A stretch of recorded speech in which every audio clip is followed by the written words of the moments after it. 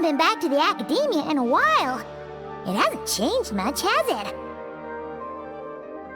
Well, since we've got some time, want to go to the house of Dana? Paimon wants to do some reading!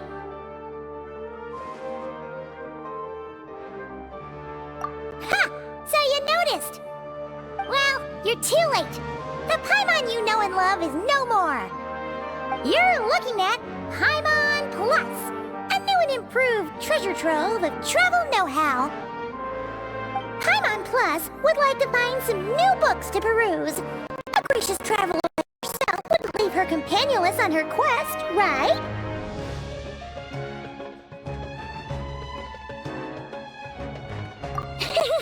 Come on, this way!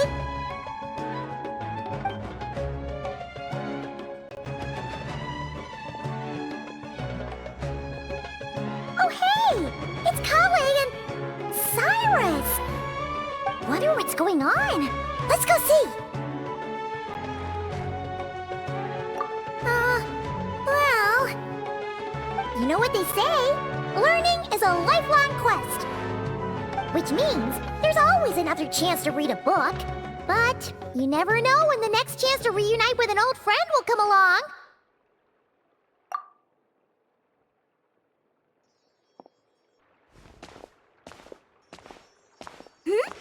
Traveler, Paimon?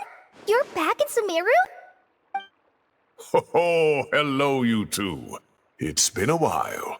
Looking to spend time with some old friends? Yep. We saw some familiar faces, so we came to say hi.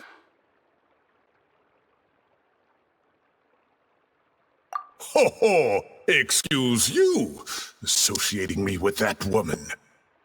And if you're going to remember me that way, you should at least mention my tomato-growing skills. So he's mad about the Zaha Hadid part, and not the old man part? Well, Paimon's glad to see you in such good spirits, Cyrus. Must mean things are all good here in Sumeru. Ah, well, it's quite all right. I'm not the type to take offense at that kind of thing. You definitely are. Anyway, what were you and Kale chatting about just now? Ah, that. Well, it was quite a spontaneous meeting. I was leaving the sage's office when I spotted Kole in conversation with a Mahamata, and it looked serious. I thought something bad might have happened, so I hurried over as soon as the conversation ended. But as it turns out, our Kole is moving up in the world. The academia even hired her as a consultant. Wow! That's incredible! Oh, it's nothing, really. Look at that, so humble. Takes after me, she does. Not at all. Not at all. No, wait. I didn't mean that to sound like I don't think you're humble, Mr. Cyrus, because of course you are. I just,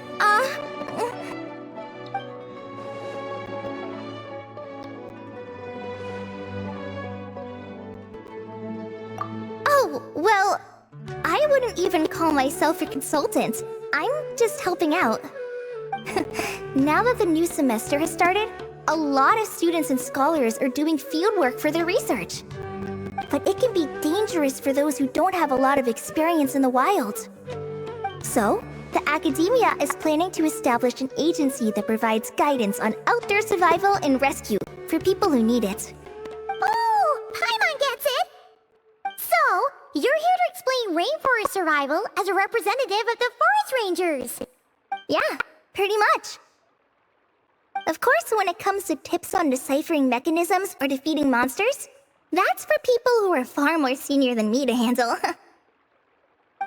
And speaking of which, since we're short on manpower, the person in charge at the academia said we're still accepting newcomers. If you're interested, you're welcome to join and share your insights.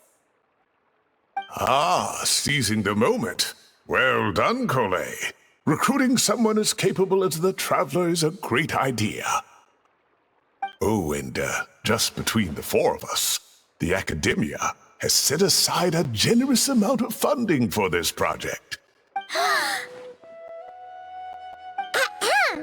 Well, since Kali's thrown her hat in the ring, we should help out too. What do you say, traveler? Great! We're all supposed to meet up in Aru Village later, so I guess we'll regroup there.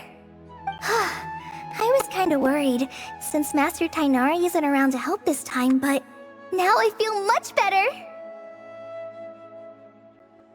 Yeah, even if you don't trust the Academia's eye for talent, you can trust ours for sure. And mine, of course. I have as good an eye for people as I do for tomatoes. Well, there you have it. Thanks, everyone. Oh, speaking of Tainari, how are things with him and the others? Good, thanks! All the forest rangers are doing great! Oh, but Master Tainari did mention that Sino and Sethos were heading to Gandharvaville. I'm not sure if it's for work or something else. Huh, knowing them, could just be to play some cards. I'm not sure. Apparently Sethos is bringing someone else with him too. But with my academia commitment, I didn't have time to ask for more details. Huh, well now Paimon's curious. Should we go check things out, traveler?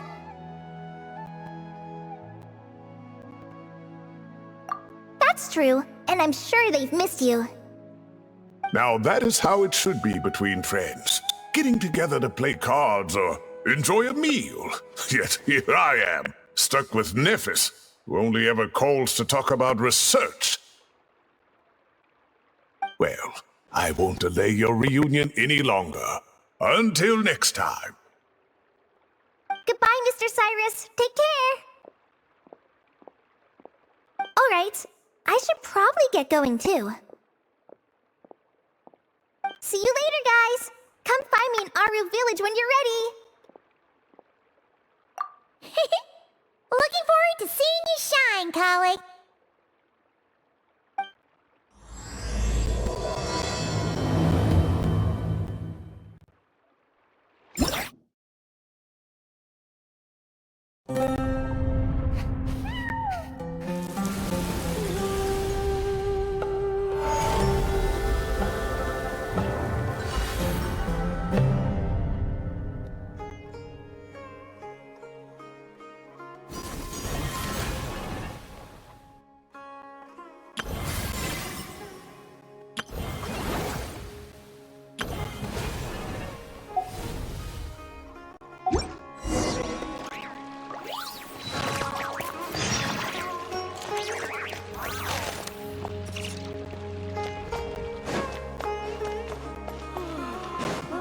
The daylight hours really drag on.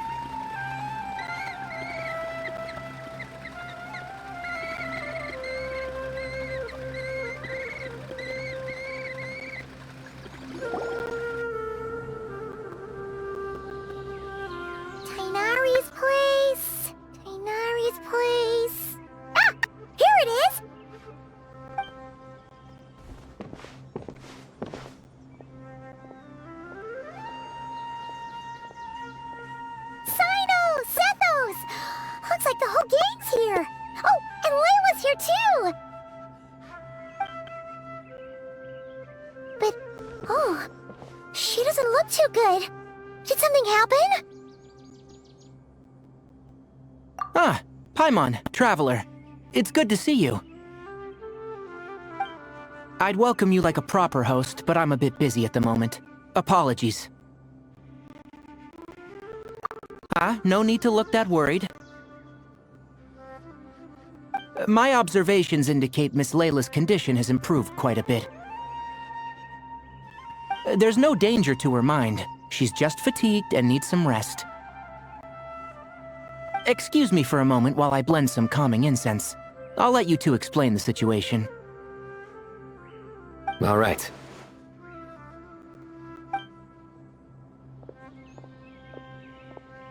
What happened was, Sethos and a few members of the Temple of Silence rescued Layla, who was out in the desert trapped in a state of delirium.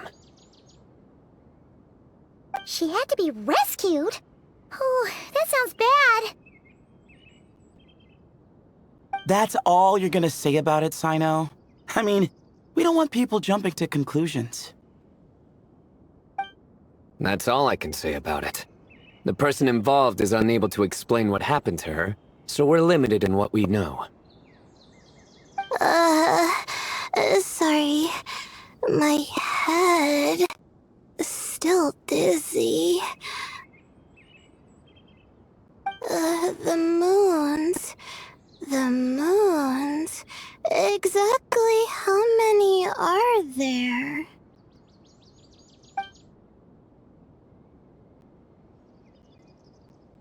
She's been repeating that phrase over and over again, but she can't seem to remember what happened to her.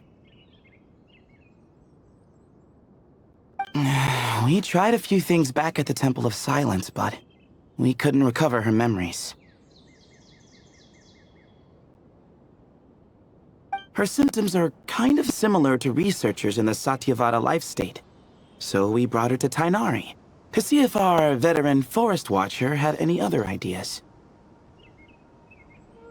Tainari is pretty much our last option, so let's hope he can help. The good news is, even if restoring her memory is a no-go, we can help with the headache at least. Jir was in a similar state when we found him, delirious and mumbling to himself, but he's more or less back to normal now. Sorry, I should give you some context first, huh? We should let Miss Layla get some rest. Come with me, you two, and I'll introduce you to the other victim of this incident. Good idea. I'll wait for Tainari here and keep an eye on our patient. All right then, this way.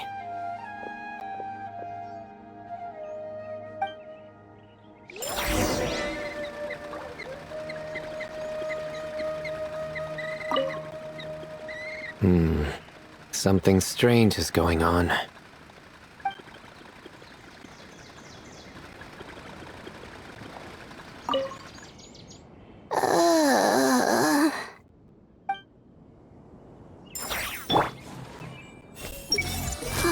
How many moons are there in the sky? I'll have to tell Master about this when I get back. Surely that little girl must be leaving soon.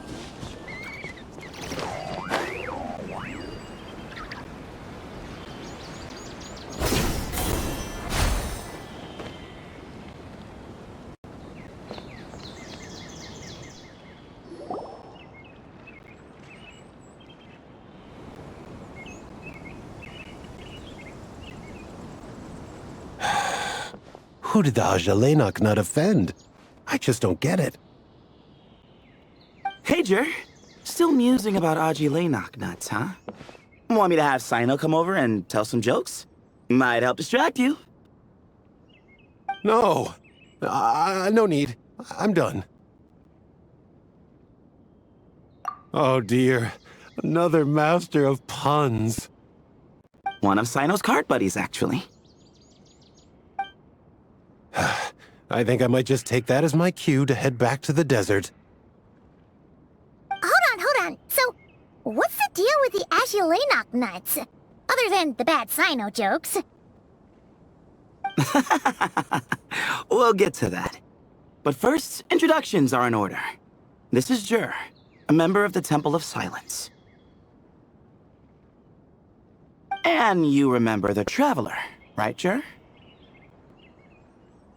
Of course. I'd never forget a participant in the Rite of Duels or the hero who saved Sumeru. Awesome. Could you go over what happened to you one more time, Jur? Our valiant hero is gonna help us get to the bottom of this. Might as well join since you're here, am I right? Just hear him out. You're gonna want to uncover this mystery once you do. I bet on it. Well, I was on an expedition in the desert not too long ago, when I got caught in some quicksand. Later, it became obvious it wasn't normal quicksand because instead of sinking to my death, I fell into an undiscovered ruin. In my panic, arms and legs flailing about, I suspect I touched some things I shouldn't have. Because in that brief moment, an enormous amount of information came surging into my mind. I would hesitate to even call it knowledge, because my brain had no capacity to process the information.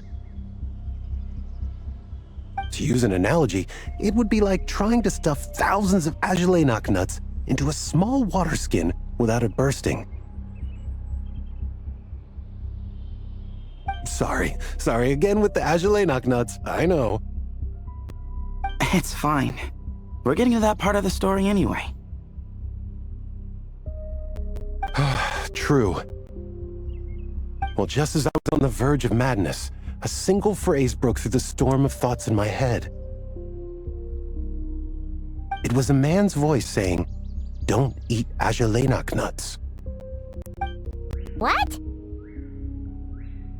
I know it's hard to believe, but that's what happened. I was saved by the phrase, "Don't eat Azulenok nuts."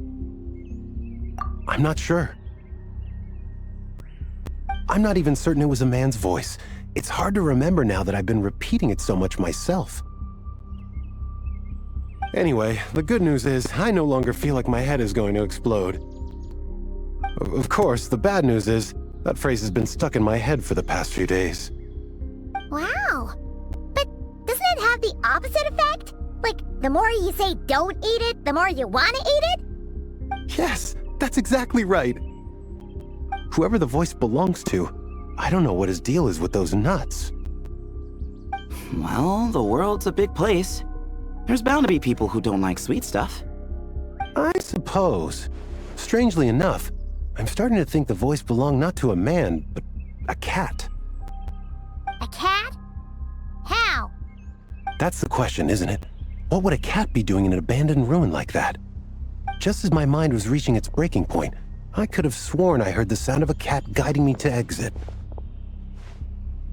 But when I came to, all I saw was endless desert, and Sethos shaking me in a desperate attempt to wake me up. I'll admit, it was pretty terrifying seeing you like that. Staring off into space and mumbling about Azulenok nuts. You sure don't sound terrified. Sorry. It's not that I don't care. It's just kind of hard for rambling about Azulenok nuts to sound menacing. Now, what Layla was saying, on the other hand, that is much creepier. Exactly. The unknown is what breeds fear. Azulenok nuts are familiar. But the moon suspended above us at night? That's about as foreign as it gets. Well, we don't know that for sure. There could be a whole other world inside an Azulenok nut, with a moon of its own. Huh. I guess. Azulenok nuts are not to be underestimated. Right, yeah, of course. Won't catch me disparaging the mighty Azulenok nut. No, sir. Huh. So, a similar thing happened to Layla then? Yeah, I think so. I was in a hurry to rescue Jur, so I put a marker on the incident site so we could go back and investigate. When his condition stabilized, we doubled back around to check and... Exactly.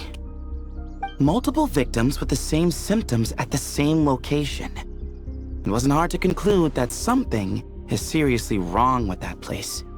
So, after we got Layla out of there, I had the Temple of Silence put up a warning sign at the scene and send patrols to watch the area. Speaking of, Sino, Tainari and I are going to head back there and investigate once Layla is stable. So as per usual, you're here just in time. That's for sure. But there's another reason I want Sino and Tainari involved in this. Because the story doesn't end there. Right, Jer? Oh, yes. Where was I? The Ajalay nuts butted in and I... Right. Yes. The cat. As I followed the cat noises, the voice said something else. So, there are those from Tula who still endure. I thought that was strange, of course, because, well, was the voice referring to me? Records of my ancestry are rather sparse, so I'm not sure if my bloodline even traces back to that place. That's right. The Temple of Silence's place of origin. And the home of Tainari's people. Plus, Harmonubis, who Sino and I both share a connection to, was one of the city's founders. As the temple's current leader, if something strange happens in the desert, it's my job to get to the bottom of it. But it turns out, a lot of people have a horse in this race, and I'm not leaving any of them out. See? Knew you'd join. But yeah, that's all we know about Jer's situation. Tainari should be done on his end. Let's head back and check on Miss Layla.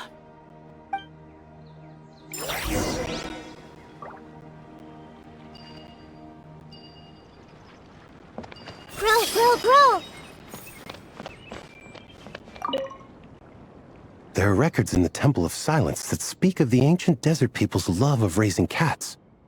Perhaps I encountered some ancestral cat spirit, long since passed on.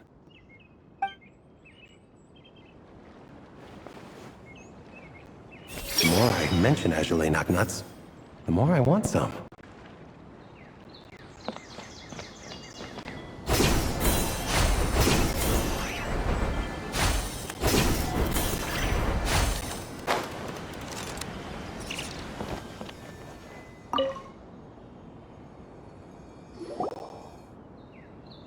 How are you feeling? But don't speak if it's too taxing. It's fine. I'm much better now, thanks. I feel like I haven't slept in 2 days, so pretty much back to normal. Whoa. That's your normal? Traveler, Paimon, I thought I heard your voices earlier. Oh, and, I'm sorry. Huh? You don't have to apologize. You didn't do anything wrong. No, I just mean, I think I'm about to disappoint you. My head was kinda muddled earlier, but I still heard your conversation. I know you're trying to figure out what happened to me, and I want to help. But, I really don't remember anything. Does your head still hurt? No, I feel fine. The incense you made helped a lot. I'm still hearing those words in my head, but other than that, I'm okay. It's just, all I remember are those words. Everything else is a total blank. One moment I was heading to the stargazing point I'd calculated, and the next, I was on my back in the sand. The same phrase playing over and over again in my mind. How many moons are there in the sky? Sethos, did your friend Jer suffer from memory loss too? Not really. His memories are blurry, but there aren't huge gaps like this. He remembers touching something.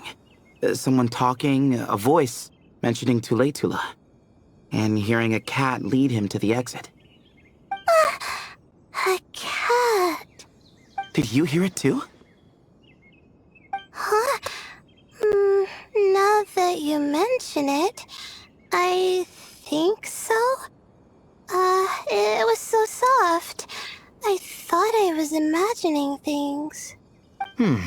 Which means, at the very least, what the two of you experienced while escaping the ruin is consistent.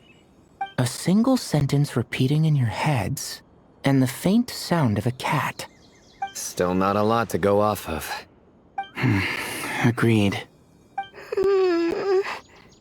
Oh, is your head hurting again, Layla?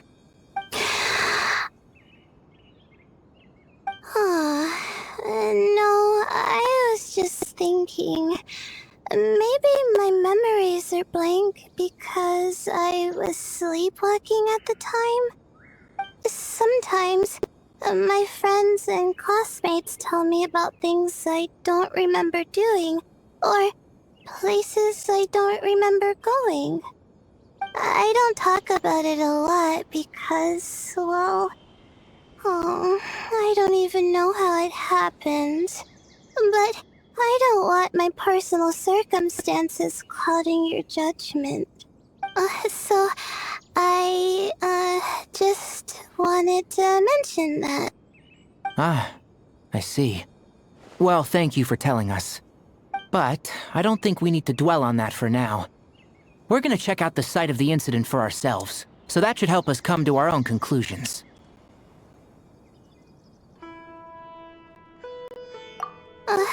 Okay.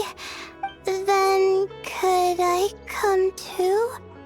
I have to know what happened to me back there. Sure, but on one condition. You need to be in tip-top shape before we head out. If your condition isn't stable enough before then, we'll have to figure out something else. Of course. No problem. Well, I'm more concerned about Tainari. You sure you'll be alright in the desert? You say that like I'll evaporate on first contact with sand or something. Call it curiosity. If this concerns my ancestors, I want to figure out what's going on. Anyway, as long as I take things slow when the sun's out, I should be fine with the right preparation. Besides, it's a good idea to have a doctor on hand in case of emergencies. So long as our doctor doesn't become the emergency. Well, if that happens, I suppose I'll just have to rely on the kindness of my entourage to haul me back home. Alright, well, that all sounds good to me. Let's meet in 2 days like we agreed.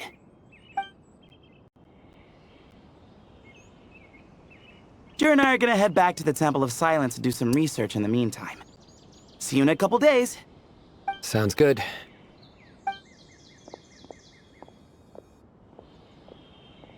What about you, Layla?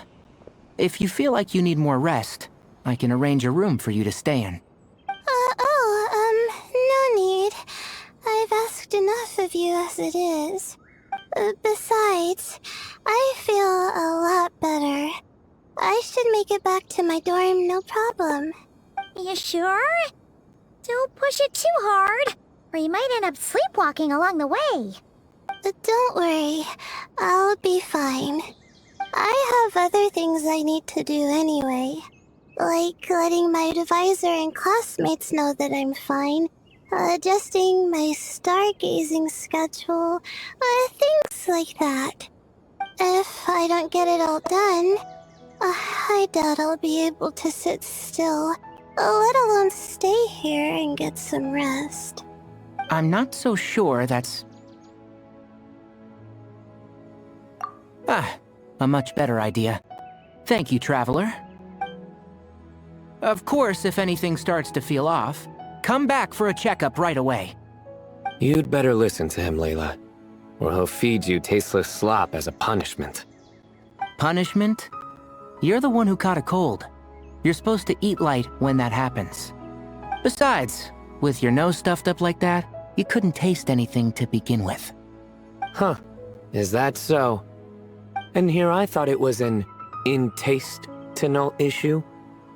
Should have seen that coming. You're off the clock, so Now it's time for puns, huh? Oh, brother, not this again. Don't worry, Paimon. I understand. If you want me to stop, then Then? you'll have to call a plumber. Tell them someone's gotta pipe down.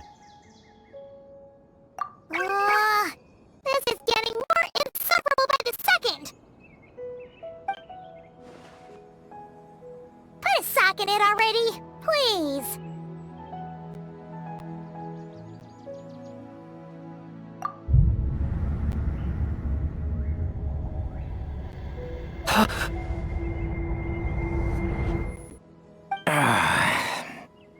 Paimon's done with this game. You win, okay? Let's just get out of here. Please. All right, you stay safe. I'll try to stay sane.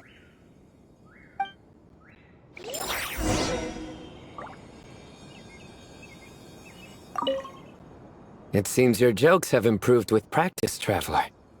Happy about that? Absolutely. Finally, someone to share the load. Ah, you know what? Kale's helping out the academia, but I haven't had the chance to check on her. Why don't you do me a favor and go do that? Hold on. I thought you were having me over for dinner. Tainari should make something with mushrooms later. A fungus for a fun guest. He's gonna make a mushroom joke when we eat. I just know it.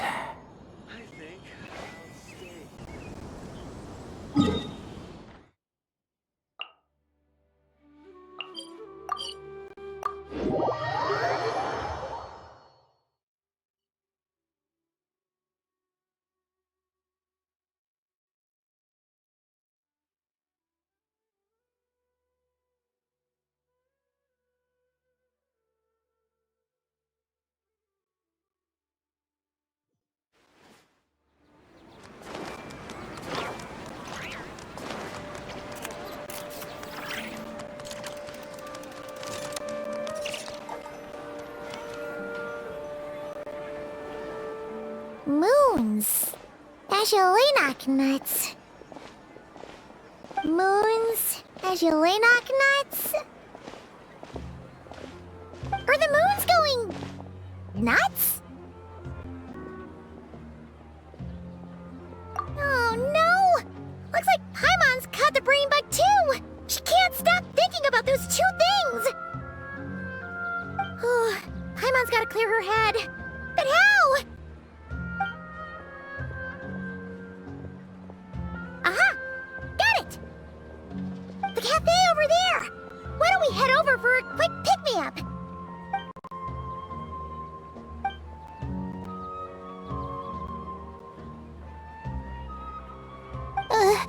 Sorry. I feel kinda tired all of a sudden. Wait! Is it because of all Paimon's muttering just now? Oh, sorry. The coffee will be Paimon's treat, okay? Hey! You make it sound like Paimon's stingy or something! Huh. Well, she'll just have to show you her true colors. Yeah! Starting now! You sit tight and take care of Layla, Traveler. Paimon's gonna get us some snacks and coffee. Be right back! Don't go anywhere in the meantime!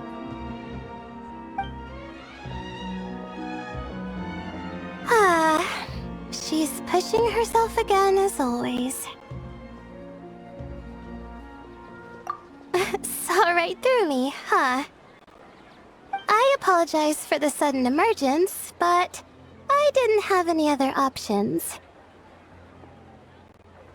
Well, that's true. So, for our sake and your safety, allow me to fill in the gaps in her memory. That's right. Layla was already in bad shape, stressing about her new study topic, focusing on the stars instead of her surroundings. By the time she realized the danger she was in, It was too late.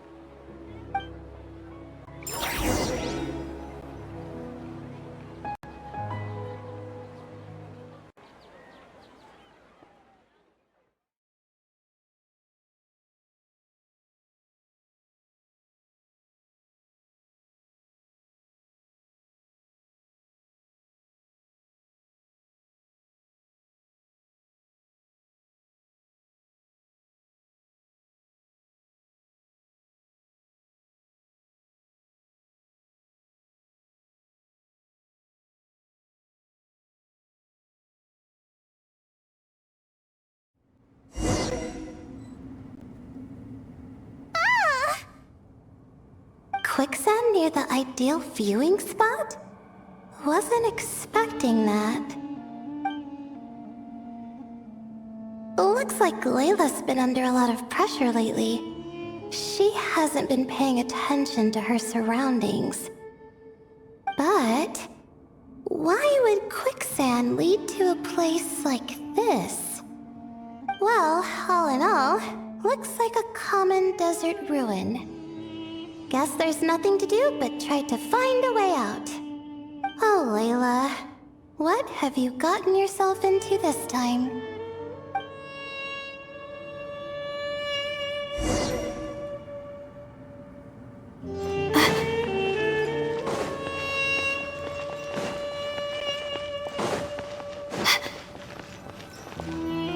I think this door can be opened using the device next to it.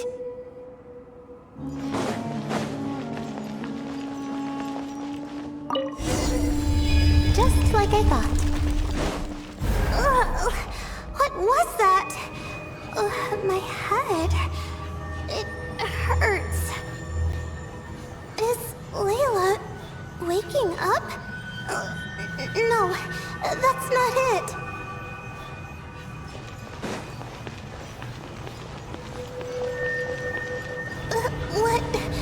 What's going on? It's too much. I don't understand.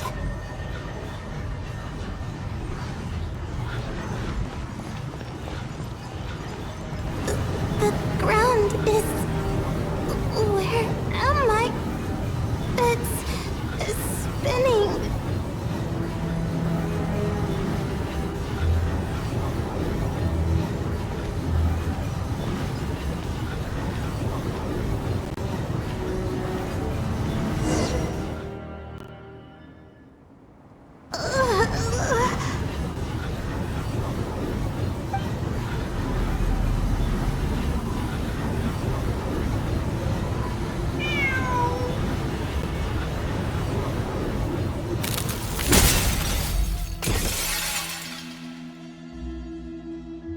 How many moons are there in the sky?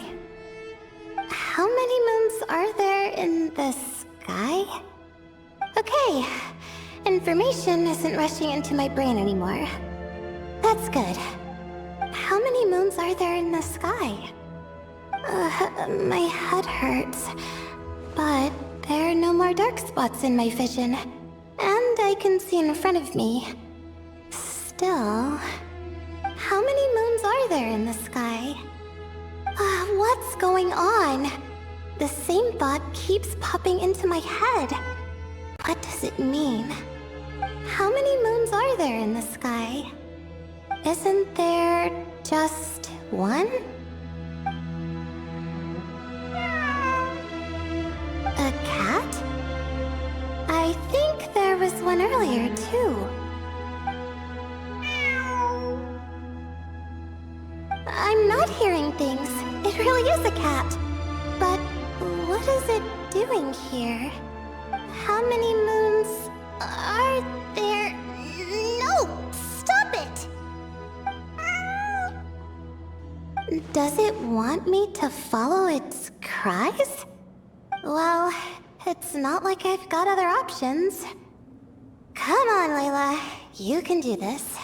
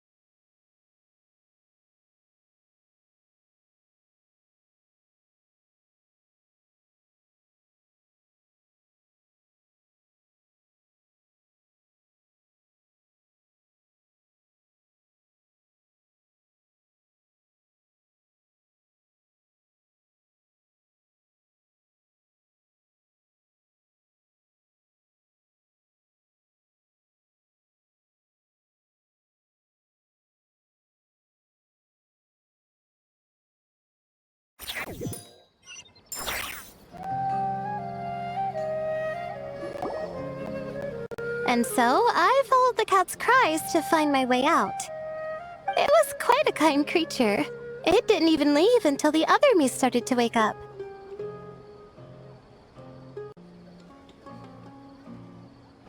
Thinking back, it all started when I touched that device. I've heard fellow students talk about it before. How the desert is full of objects that do strange things.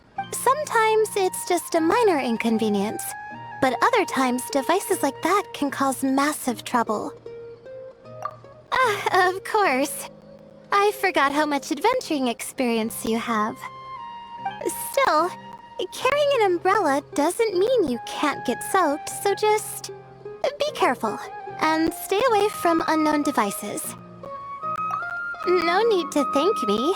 You and Layla are about to head into dangerous territory together. You need to be safe so she can be safe. Well, I think that about sums it up. And just in time. Your coffee's here. Traveler? A little help over here?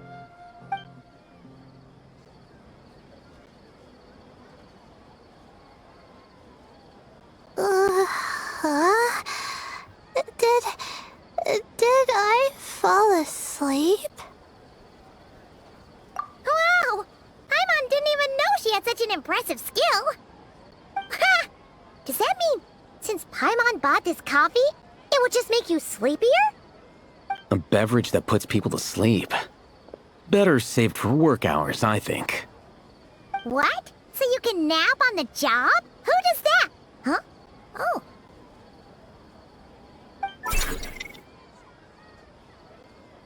Beep boop. Oops. Oh, hey them! Kave! Nice to see you! Oh, and you too, Marak!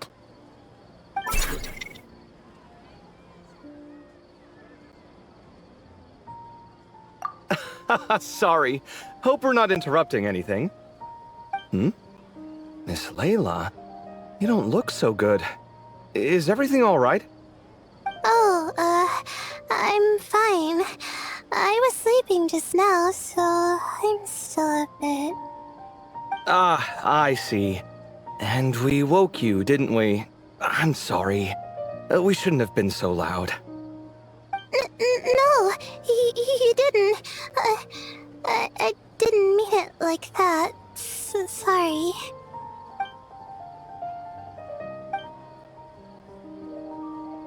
Wait, where are you going? You just got here! I'm going to do what I came here to do. Which is? Buy coffee beans.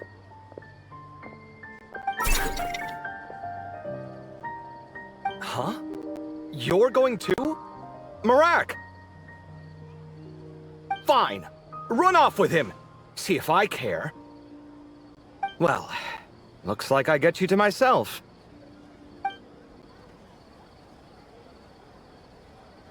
It's been a while, hasn't it? How have you been? So, a busy life of adventuring for you, and a busy life of academics for Miss Layla, is that right? Oh, is something wrong? Ah, the desert's not always the friendliest place, that's for sure.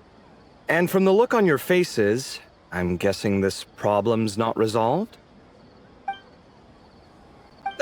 Don't force yourself to talk about it, of course. But I've worked on several projects in the desert before, so if there's anything I can do to help, just say the word. No, I don't have anything to hide. It's just complicated, so explaining might take time. Ah, well, lucky for us, I've got that in spades.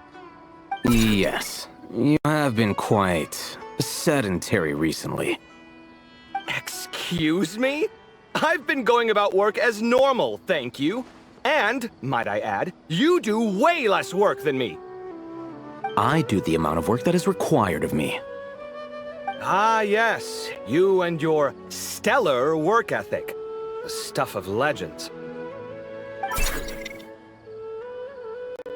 Oh, now look what you've done. I've lost my train of thought. Where were we? The problem in the desert. Wait, you were listening earlier? Oh, we're giving the silent treatment now?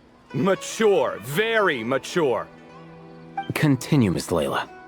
I'm curious as to how this incident unfolded.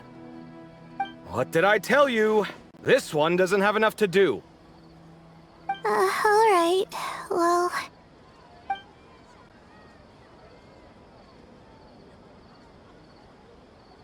Could you still use some extra hands on this investigation team of yours? Huh? You want to join, Mr. Kave? That's right. I think my experience studying desert mausoleums could be of some use here. While Hatham's expertise in ancient languages could be helpful too. Besides, I consider you all to be my friends, and friends are supposed to help each other out. Wait, I'm involved in this now? Oh, please, I know you. Half the battle was over the minute you said you were curious. We couldn't stop you from joining if we tried. Well, you've got me there. Besides... this suitcase of yours has been jumping at the chance to volunteer for a while now. I imagine... You imagine? mechanical life forms might also feel homesick from time to time.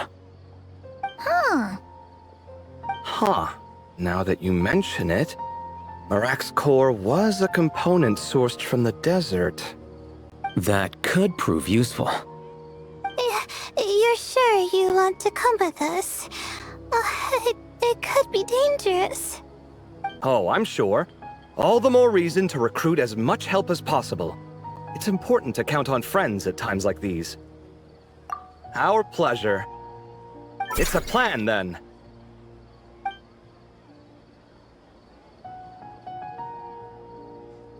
All right, we'll head back to our place to get ready.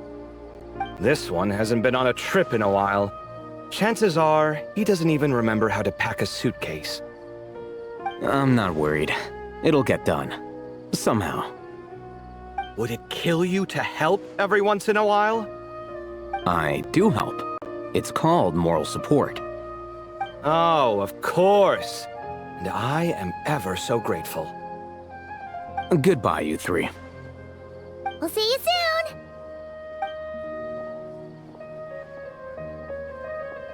Oh, and Kave, your coffee beans! You were too busy glaring at Alhaitham, you almost forgot them!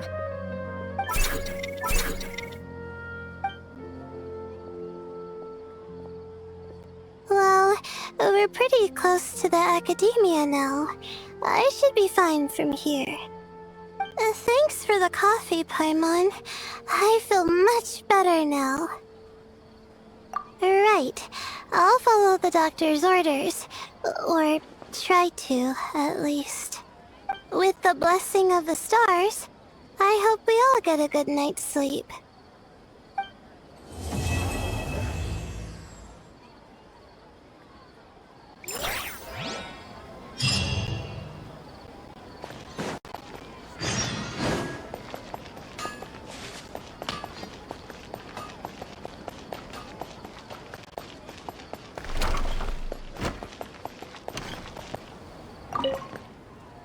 Ooh, let's get some of this. It looks fresh. Sure. All right, some of this to go, please. You got it. Taking it home with you? For two, right? For two... Oh, no. It's not. We don't... Just one serving each. Separate. Not together. All right. Coming right up. Ugh, that was close. Light on the sauce for mine, please. No problem. Any preference for you, sir? Oh, extra on mine. You got it.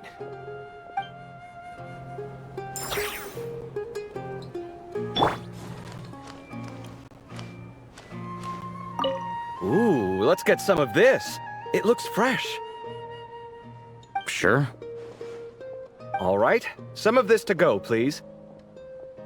You got it. Taking it home with you? For two, right? For two... Oh, no. It's not. We don't... Just one serving each. Separate. Not together. All right. Coming right up. Ugh, that was close. Light on the sauce for mine, please. No problem. Any preference for you, sir? Oh, extra on mine. You got it. I see everything. No idea what there is to be so particular about, but whatever. That was close. Almost got caught there. Great food and great drinks that everyone... I see everything. So, they're not eating together? That's odd. I rarely read these things wrong.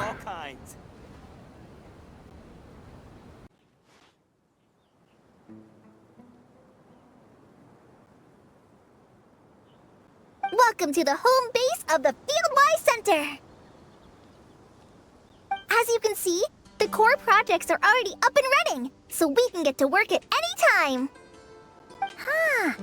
This feels like one of those places light novels talk about. You know, the adventuring hubs where rookies gather to take quests and stuff.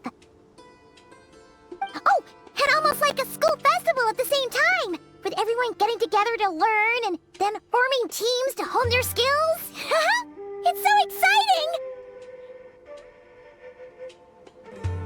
Well, this place isn't quite as decked out as a school festival, but Master Tainari said the Academia plans to be generous with the resources. Anyway, before students and researchers head out on dangerous field missions, they can come here for advice and emergency training. We even have professionals on staff that can join their teams to serve as guides or safety personnel. Yeah, you can think of it like a forward operating base, equal parts theoretical training and field practice. We'll familiarize new recruits with potential challenges in the wild and take them through drills so there's no reason to panic during the real thing. Amber, you're here too?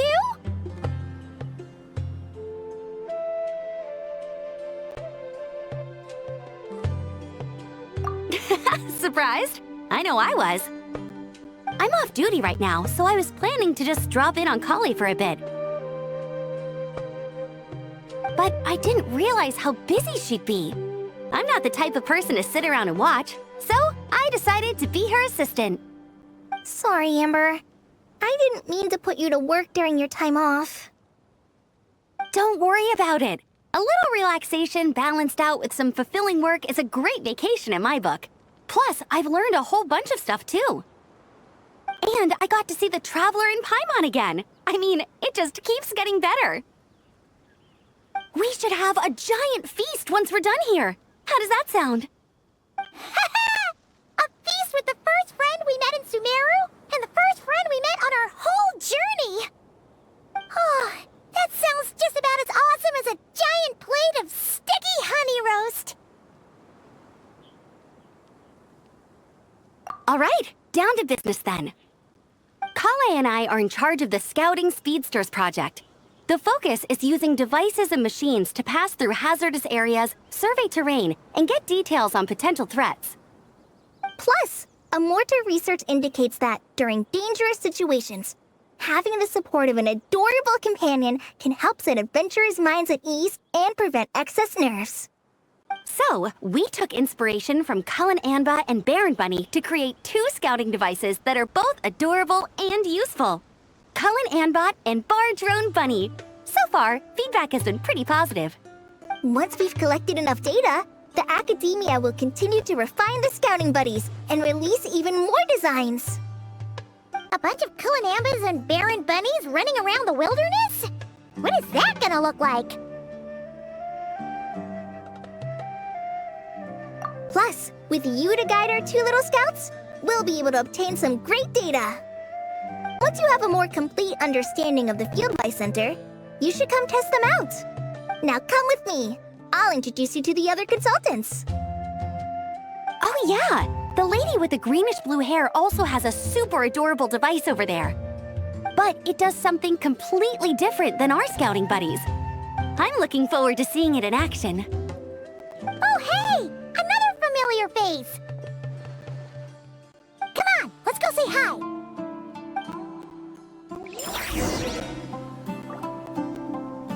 Hey! Gotta keep it up. Let's do this. I should adjust the legs so Barjone Bunny can run even faster.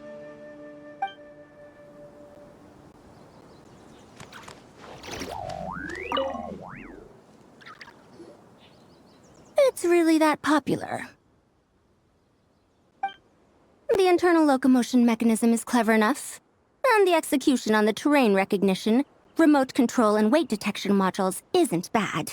But the appearance... it might as well be a doll for a child. No, this won't do. Madam Farzan! Great news!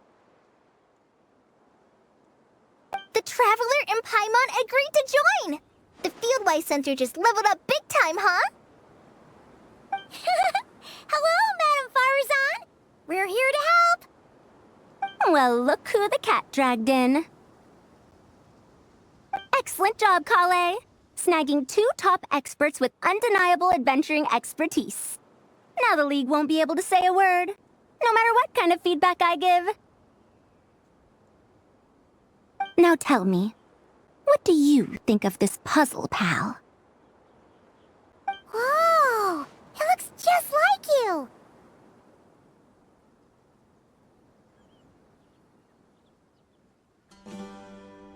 It's a collaboration between my juniors in the Haravatat Darshan, the Puzzlers League, and the Synopsium on Ruin Mechanisms.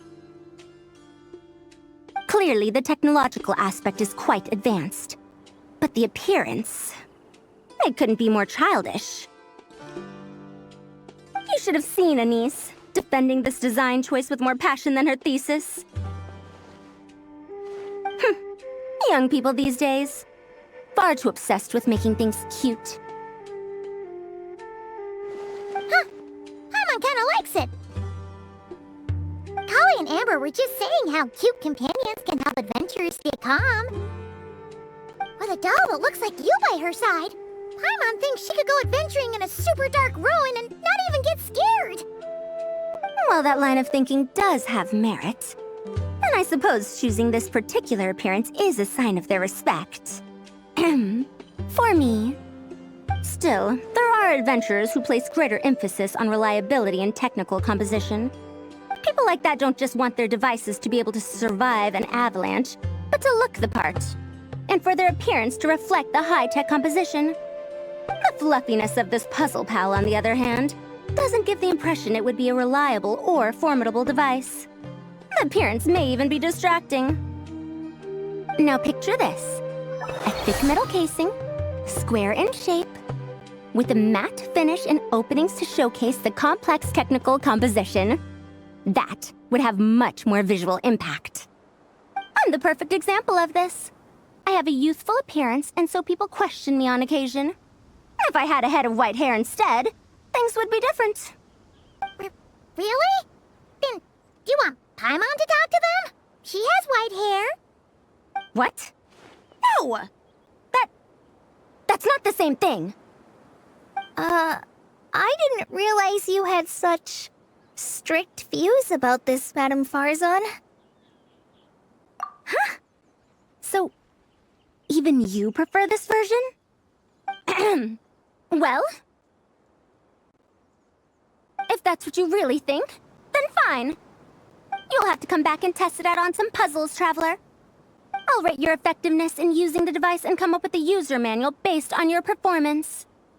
As for improvements to its appearance, long-term observation is required, so I'll put that aside for now.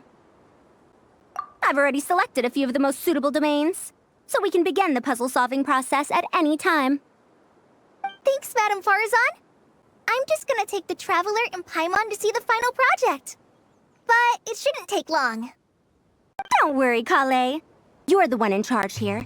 Just make sure to pace yourself. Once things calm down, come over to see me and we'll have a nice chat. I'll even treat you to some snacks from back in my day. Snacks? Paimon's in! Paimon's in! Thank you, Madame Farzan. I'll bring a few boxes of floral tea as well. Go on now. Do me proud.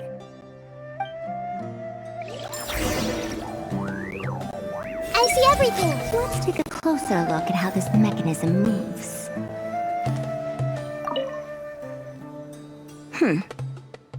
Perhaps we shouldn't change it after all.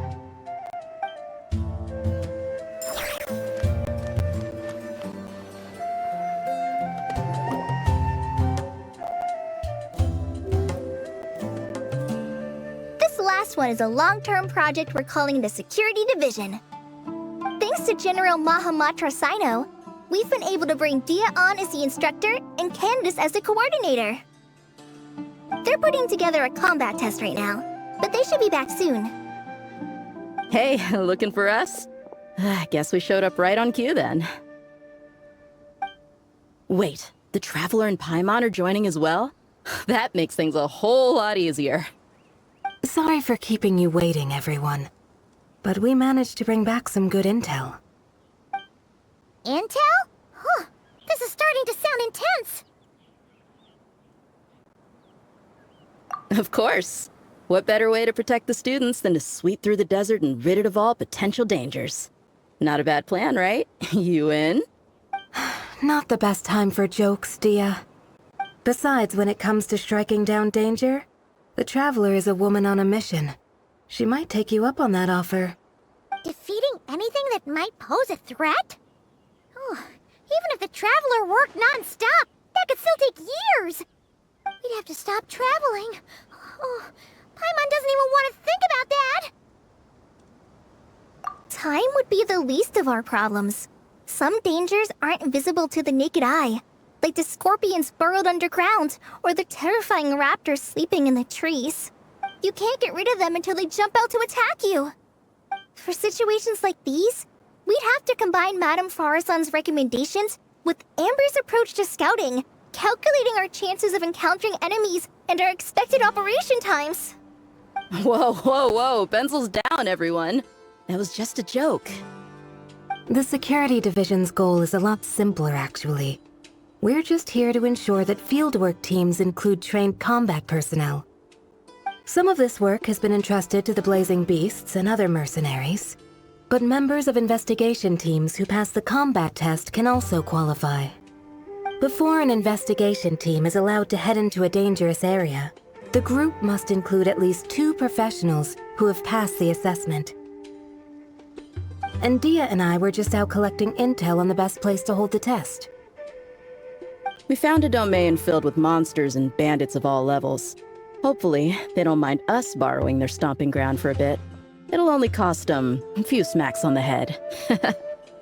Oh, so we just need to supervise, right? That's right. Participant safety is our utmost priority. So we'll organize a group of capable personnel to take it in shifts. We still need to figure out our testing metrics, though. Fighting is different from an actual exam, and there's no one right answer. Mercenaries like me, we all have our own style. That's not a problem in actual combat, but when it comes to teaching, we tend to stick too much to what we're used to. So, we need someone to give us a baseline. Someone who has the experience, but also takes a more flexible approach in combat. Yeah, based on what you just described, the Traveler seems like the perfect person for the job. Great. Working with you is always a pleasure, Traveler. Smooth as butter on a steak. Don't forget about compensation for the Traveler and Paimon, Dia. You agreed without doing the math first. Ah, it's fine. We'll just split the funds Kale wrangled for us, 20-80. 10 for me, 10 for you, 80 for the 2 of them. Wait, we're getting 80%?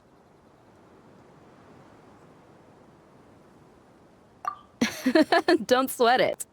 We're just in charge of the long-term operations. You're the one setting the metrics for the whole thing. So I think we got the better end of the deal. We've talked about a partnership in the past, haven't we? Well then, consider this the perfect place to start.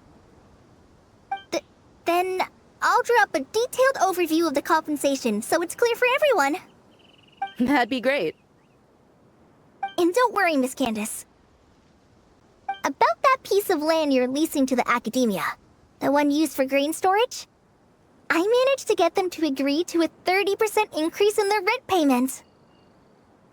Oh, thank you. Those funds will go to fixing up some of the village facilities, which should make for a more comfortable experience when investigation teams stop there in the future. Alright, we should finish up our arrangements for the combat test. Stop by our station when you're ready, Traveler. See you soon. Oh, you sure are the beating heart of this operation, Kale. You brought the whole gang together. Oh, no. I'm just doing what I can. I still have so much to learn, so much work to coordinate. But for now, let's just give it our all. You bet! We'll make the Fieldwise Center the best it can be!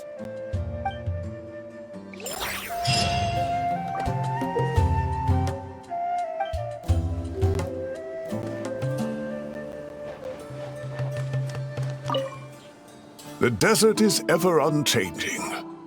I hope it isn't too harsh on the young ones.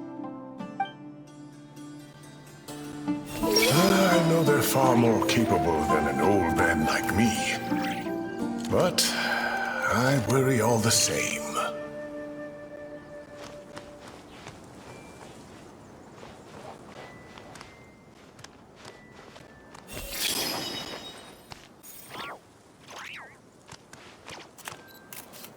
Everyone hold hands!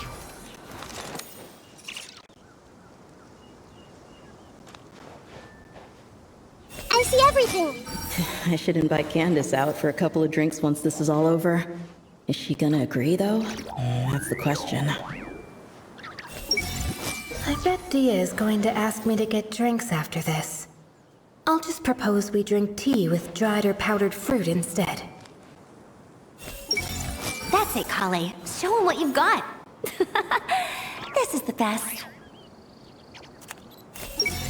What else needs doing?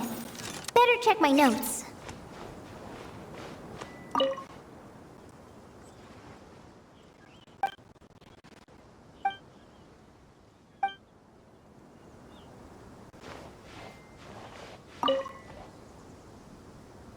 Hey there! Ready to go full speed ahead with Cullen Anbot and Barjone Bunny? Our two scouting buddies are tuned up and ready for testing. Don't worry, I'm using this station as a temporary office for the Fieldwise Center as a whole. But it hasn't been too bad. Just a lot of data processing for our scout bots and some paperwork. Oh, and we also give suggestions on how to modify the internal mechanisms. When an investigation team comes along, we register them and check if emergency training is needed. Then we take care of the departure procedures, allocate the required personnel and equipment, and then we monitor the situation with their camp provisions and touch base with the logistics staff. I don't mind. It's just temporary. The center hasn't been open for too long, so we're still working out the kinks. Yeah! Plus, verifying travel qualifications and keeping an eye on logistics is nothing new for me. And the academia is sending specialists to set up a formal administrative team soon. We just have to show them the ropes. Some of them are here already. So once that's set up, and the researchers submit their certifications, we can start delegating the work. And then we can take a well-deserved break. I asked Lisa and Kaya for some recommendations before leaving, so I have a list. Time's been a bit tight this trip, but Kali took me around Sumeru City, and we had tons of amazing food. She's one busy gal, though, so I didn't want to drag her from place to place. It made more sense to spend time here helping her out. I'm sorry, Amber. For what? I'm having a blast. Seeing you take the reins, seeing your friends place their trust in you, even rely on you, it makes me so happy. Traveling, relaxing, I can do that whenever. It's not like this is my last time here. Besides, once we're done, there will still be more than enough time for sightseeing. That makes me even more determined. You don't need to worry about me, Amber. I've got this.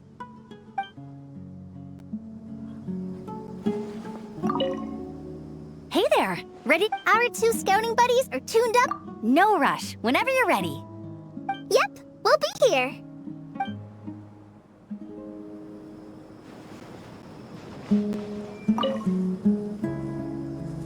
Hey, ready to do some quality assurance on our test questions? Sure.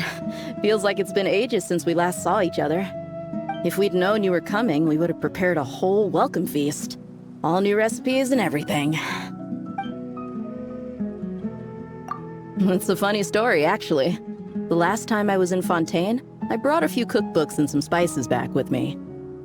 Then, I gave them to Candace, and she went into full chef mode, coming up with all sorts of new things. Like Romaritime flour meat jerky mixed rice. At first glance, it looks no different than the usual Aru mixed rice.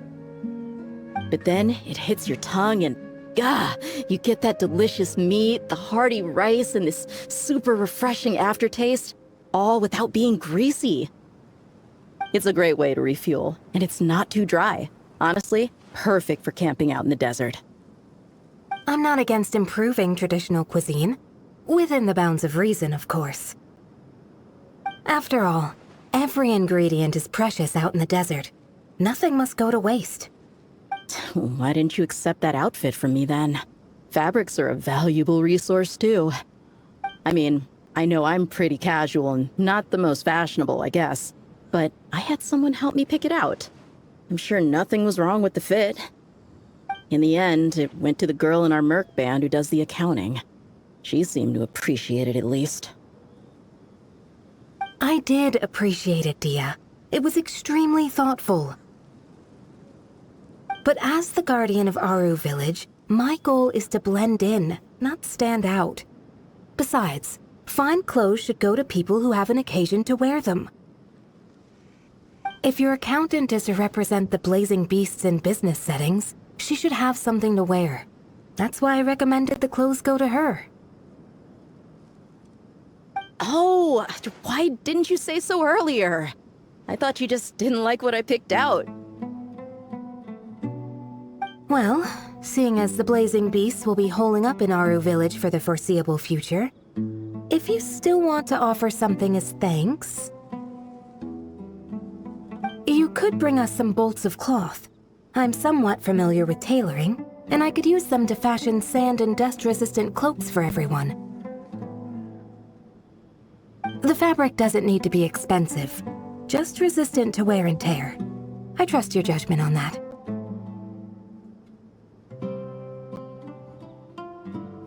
Don't worry, I'll think carefully about the shape and pattern when I make one for you.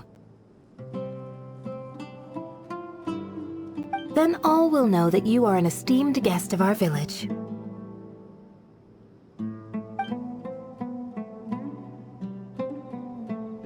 Oh man, I'm getting kind of excited.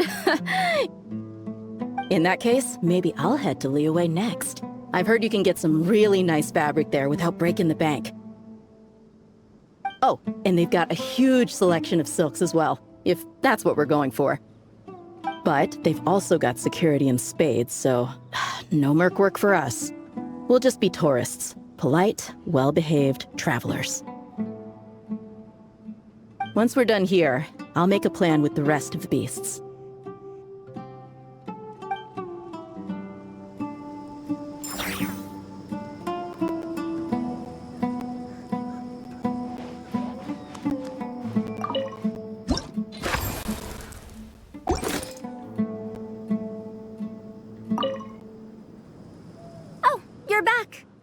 Ready to delve into the art of solving mechanical puzzles? Or did you want to have a chat? As you wish. When it's you doing the asking, I'm an open book. Ah, a classic debate. I don't think this is a question that has a definitive answer. Not for me, at least. It depends entirely on the scenario. Simply put, if the task requires repetitive mechanical work that dilutes the value of human mental labor, then automated devices are superior. But where identification, analysis, and decision-making are critical, manual control is always safer. Human thought is complex. Even if we were to simulate a 6-year-old's mind, the demands in terms of component design, system weight, and energy cost would be immense. As I see it, conventional hardware capable of simulating adult-level cognition is impossible to integrate into a compact device. For the foreseeable future, anyway.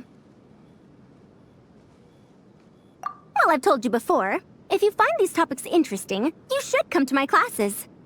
Cyrus's student, Lisa Mincy, is known as a once-in-a-generation genius. But with your smarts, I bet you could give her a run for her Mora.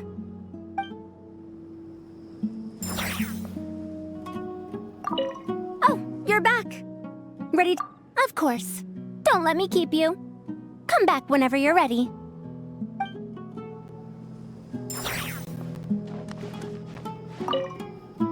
Hey, ready to do some quality assurance on our test questions? No worries. We'll start once you're in peak form. Feel free to get some rest if you need it. We have more than enough time.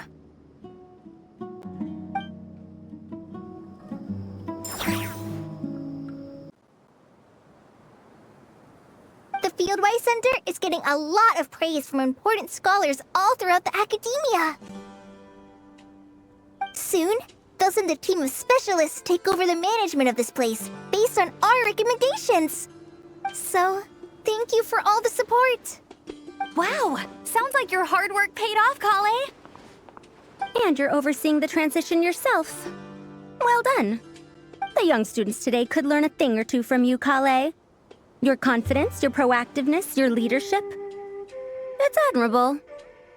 Not like some of the ones I teach. So focused on theses and research with no practical skills to speak of. To be honest, I don't feel all that confident.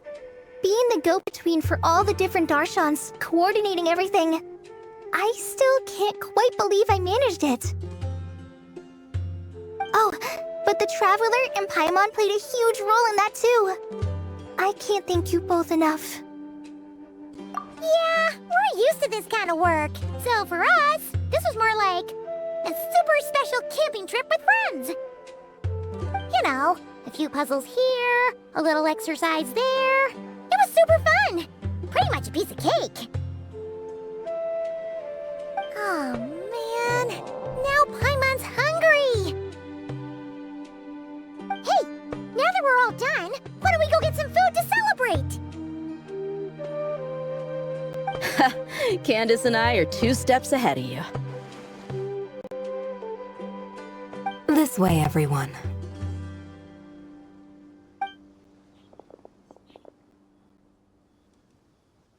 Woohoo! A feast! Perfect timing.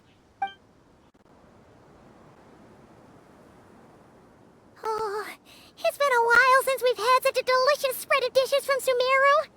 Paimon feels like she could eat twice as much. No, 3 times as much as normal. Huh, is that a challenge? Careful what you wish for. We have your wallet to think about. It's been a while since I've had food from the desert region. It's nothing like I remember. Now this is the real deal. Everything I've tried before pales in comparison. That means a lot, Madame Farazan. If all the researchers who came to our village were so polite, we would have an occasion to offer feasts like this more often. By the way, you planning on doing any sightseeing, Miss Amber? You came all this way after all. Oh, for sure. I hear that there's a forest full of gigantic trees northwest of Port Ormos, with trunks bigger than the entire width of the Good Hunter restaurant. I'd love to see it for myself. Oh, and I bet I could climb up and then glide down from the treetops. That sounds so fun. In that case, I'll give you some snacks to take with you. Like a dense cake or some dumplings. The wind's strong up there, so you don't want anything too crumbly. Oh, and you'll need a thicker water skin, so it doesn't break if it drops. Oh, dumplings sound great. So soft and chewy. Great thinking, Kale. As for the desert, I'd love to check out some of the ruins, like that giant one shaped like an hourglass. I'll just observe from a distance, though. Your ruins could be protected sites, so better to not barge in. Besides, there could be someone sleeping in there. I'm glad to hear that, Miss Amber. It's for the best. Your body won't be used to the desert environment, though, so traveling could be tough. You'll need to bring moisturizing ointment and essential oils for the skin. Honestly, though, helping set up the Fieldwise Center was the real highlight of this trip. And thanks to you, Kale, I got to make some new friends, too. So I couldn't be happier. Feel free to drop in on me in Mondstadt anytime. I'll show you the best our city has to offer. Don't mind if I do. I had some dandelion wine while I was in Fontaine, and man, that was the stuff. So sweet and fragrant, not a single bitter note in there at all. And that was the imported stuff. I bet the taste is even better when it's fresh. I'm looking forward to downing a couple of barrels already. It couldn't hurt to take a break from wine either. Those children gave you some hennaberry thorn powder, remember? You could make some tea. Come on, Candace. It's just a taste. The barrels aren't even that big. We're talking like 3 to 5 cups per, tops. And don't worry, I'd make sure to bring back souvenirs for everyone.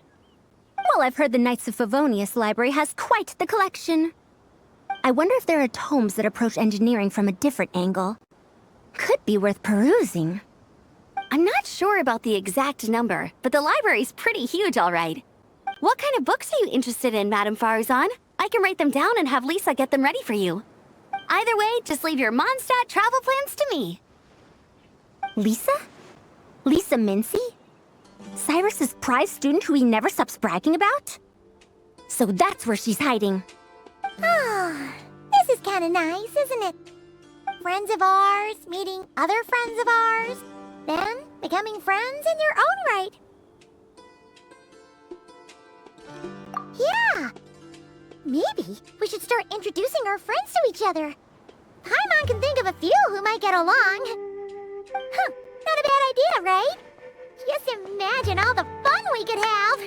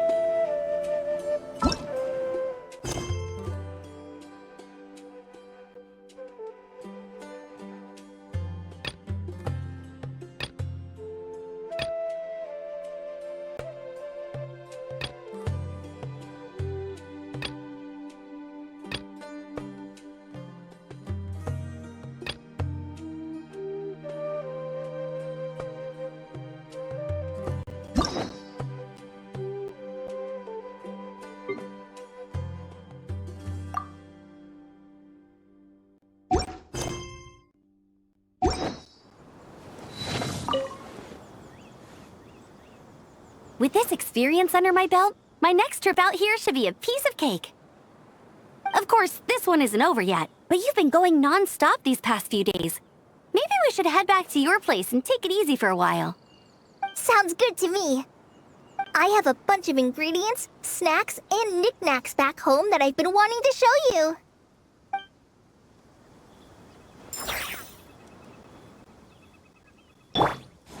I see everything! Some free time at last. I think I'll just spend my last few days here with Kale. There's no need to go out. The work is done, and Amber's staying a little longer. There are so many things I want to talk to her about.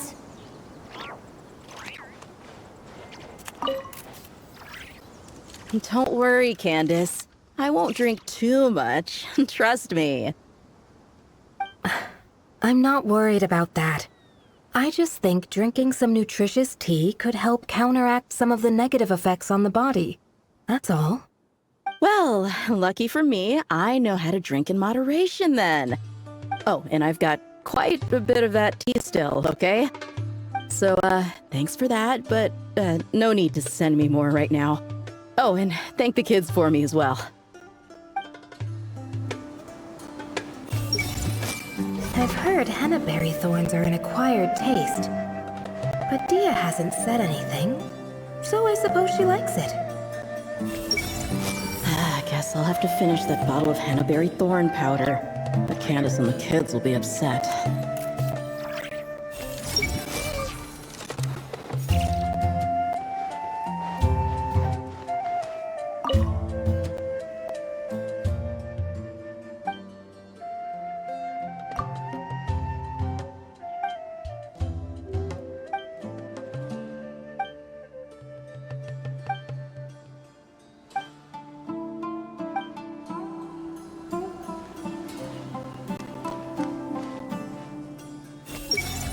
Famous scholar Lisa Mincy. I wonder how good she really is. Let's test her taste in books, shall we? I had a wonderful time. Yes, a wonderful time indeed. Now to write a list of texts to send back with that enthusiastic young girl.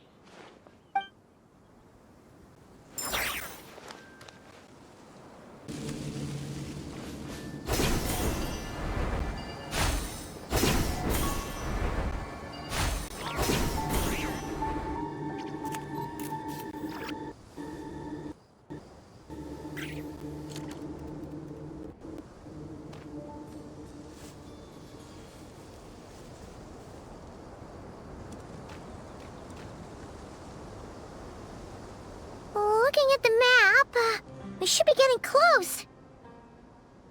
Speaking of which, the closer we get, the more Paimon's heart feels like it's beating out of her chest. Excitement! Yeah, sure, that's it.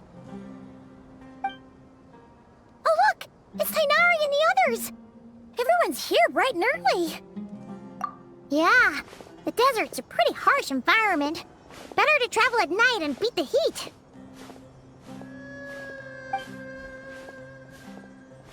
Hey everyone, we're here! Ah, right on time. You don't need to worry about me. It's not too hot yet, and I'm properly hydrated. All right, we're just waiting on the two people Miss Layla mentioned, and then we'll be set. He's staying behind. If we don't make it back after a certain time, he'll be in charge of rescue operations. You can count on me. Nice! You thought of everything! Oh, and Cyrus said he'll be in Aru Village, so he's also available if we need help. Haha! Amazing! Having people to watch our back is making Paimon a lot less nervous. Yeah, I did. After hearing about what happened, my advisor gave me some time off to rest. So, my studies are on hold for now. Then, does your advisor know you're back in the desert to investigate?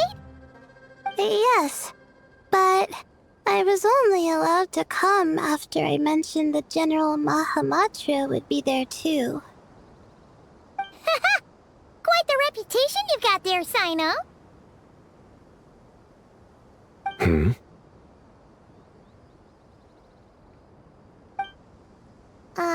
Something wrong? You haven't said a word this whole time. Are you in a bad mood or something? No. Being skilled with words also means being a good listener. I'm just reflecting on what you're saying. Oh, Hatham! Kaveh! Ha! Over here! Darn it. I was just setting up a brilliant... Yeah. I'm sure you'll find another chance. The important thing is, our scribe and our renowned architect are here at last. High praise. But wait, why am I renowned and not him? He's just as famous as Sino, Dia, or Nilu. That just means your level of fame is even greater. How could a lowly scribe hold a candle to you? Lowly scribe? Please. All those strings you pulled to get those new books from the House of Dana? What do you call that? Borrowing. Anyone with an employee ID can do it. Uh-huh, yeah. The House of Dana bends over backwards for just anyone, does it? Send a report to Lesser Lord Kusanali then. Let her know someone at the Academia is abusing their position. Hey! I never said abusing! Impressive verbal sparring, as always. Oh, hello to you too, Marak. Well, looks like your assistant is raring to go, Kaveh.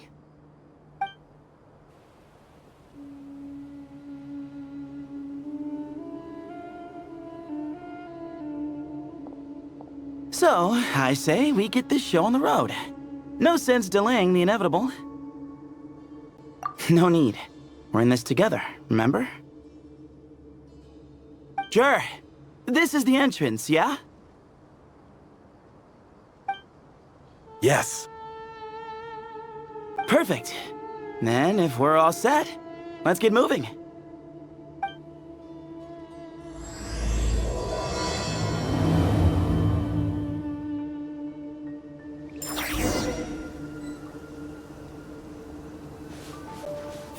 This is where we waltz right in.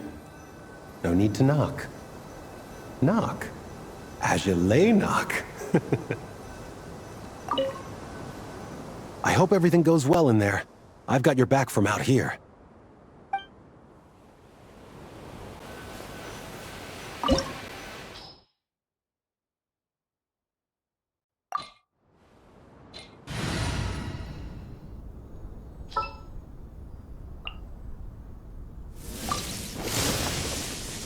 What is the situation?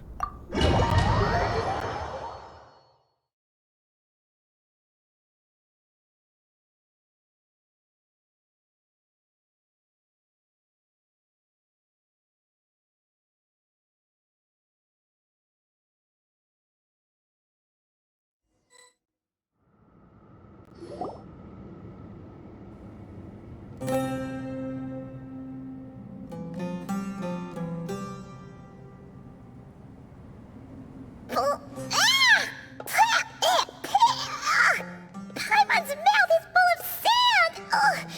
So that's what falling into quicksand feels like? If this was quicksand, we would have struggled to breathe. No. I think this was regular sand, and we didn't sink into it. We fell through it. Into this place. Agreed. In other words, sounds like a you problem, Paimon. Ha ha, very funny. No, wait, Paimon's the only one. Ha! See? What? I'm the only one with sand in my shoes? Yeah, right.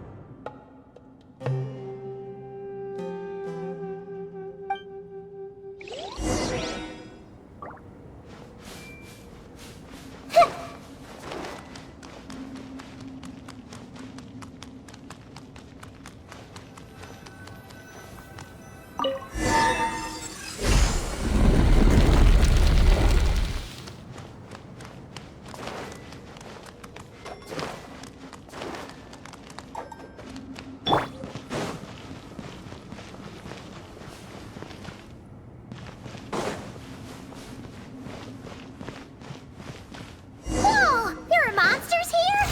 Jur didn't say anything about that. Probably means he didn't run into any. Because we're just unlucky. Not the best sign of what's to come. He'll be fine. Let's just use up all our bad luck and we'll be golden. Commit it to memory.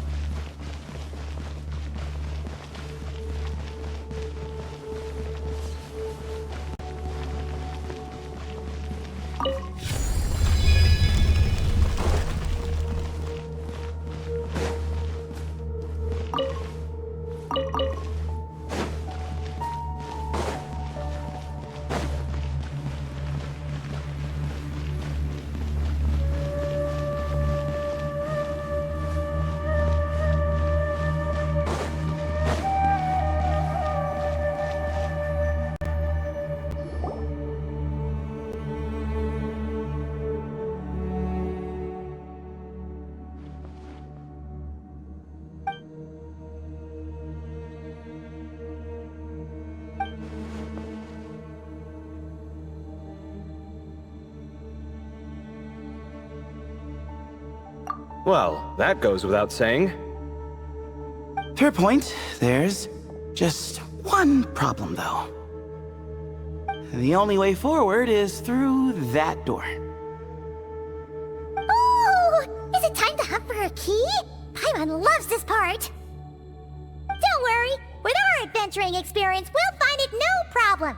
Let's get searching!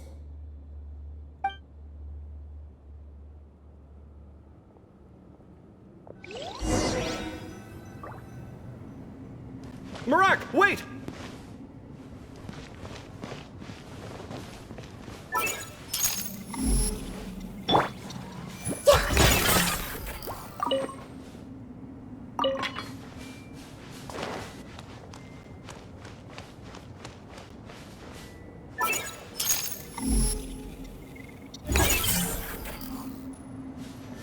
Marak seems interested in these jars. Go smash them. Ah, well, we would hate for you to have to lift a finger, Your Highness.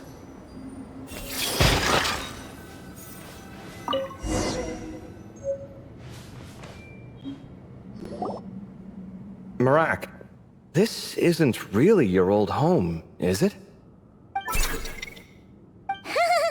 No idea what that means, but Marat does sound pretty happy.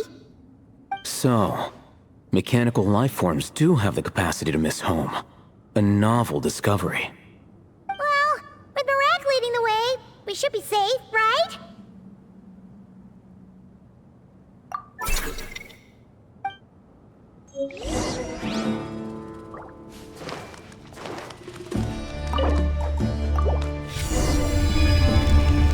Good thing you decided to join, Kaveh. Otherwise, our investigation would have ended at that door. It was nothing that I did. You should thank Marak instead.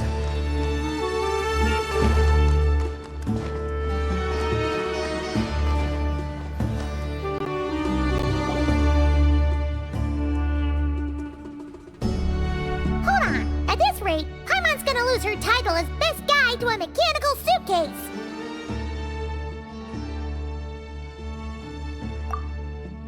Aw, thanks. Hey, wait. What do you mean, useless? Well, no weird mental symptoms so far. I'll take that as a win. That said...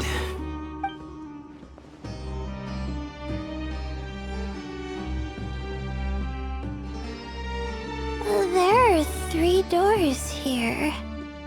So, we split up. Divide and conquer.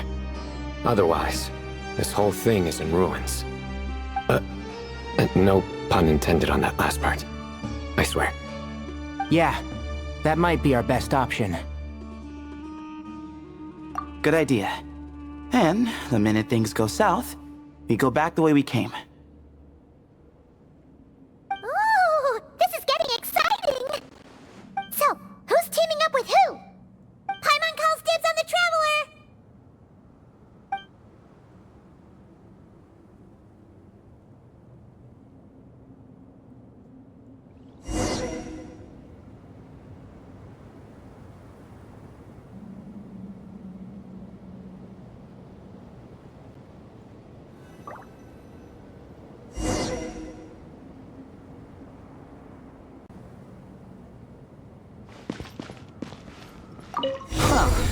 This takes me back.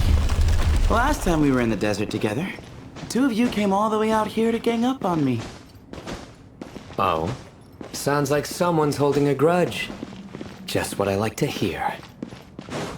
If you're still hung up on that last one, just name the time and place. And we'll have ourselves another thrilling... duel. Huh. What's with the awkward pause? Were you expecting me to stop you from saying something stupid? You two can have 1,000 duels for all I care, after we're done here. For now, focus on the task at hand.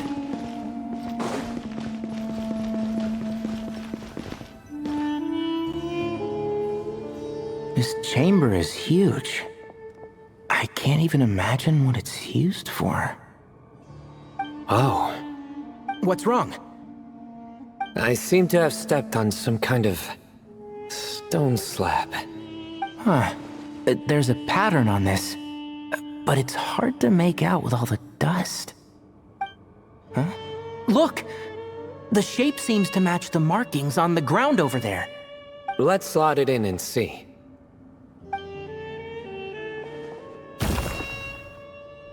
And we have a match. Looks like we need to find the other 3 broken slabs. Let's search the area, but be careful where you step.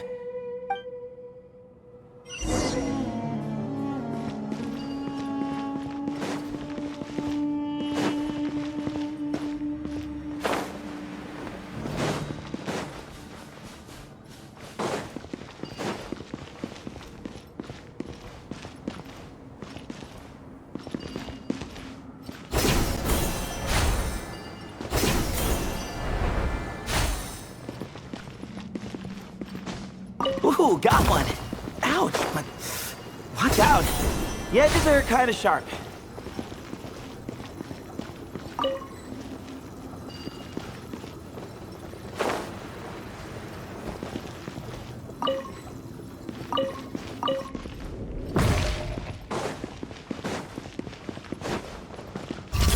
I'll uproot you! One with the force. Yeah.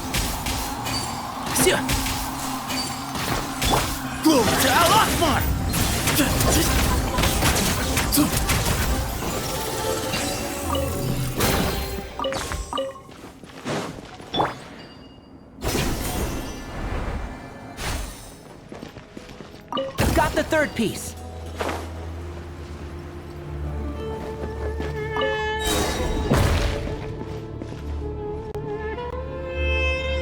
We just need one more. Huh. Look! A cat! Could it be the same one Jer mentioned? I don't think we need to worry about startling him. He doesn't seem afraid of people. Yeah. If anything, it seems like he wants us to follow.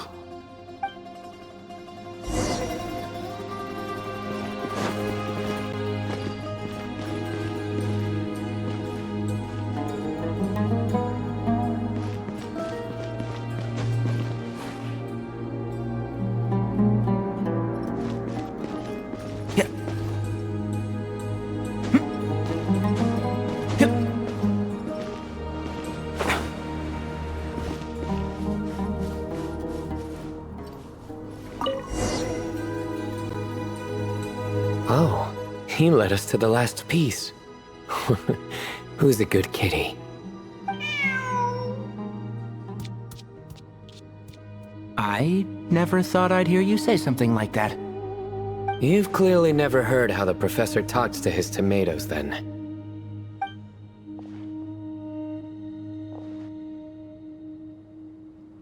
Alright, well, that's that.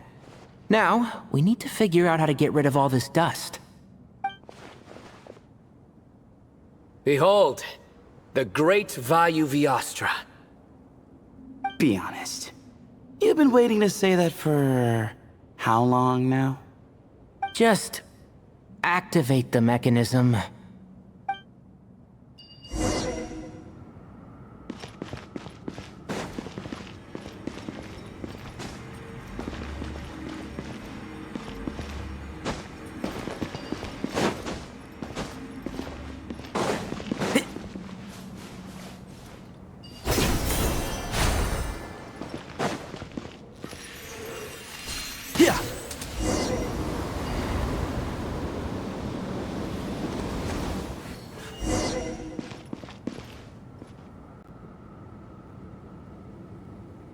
Huh.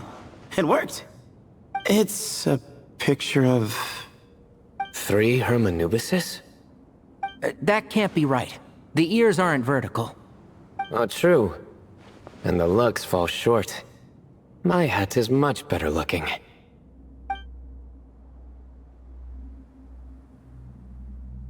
A goat, an ibis, and a crocodile. Oh, wow. Our botanist knows more than just plants. Riveting observation. I was just thinking. These three figures look a lot like the 7 pillars of King Deshret. That's right. These are our colleagues.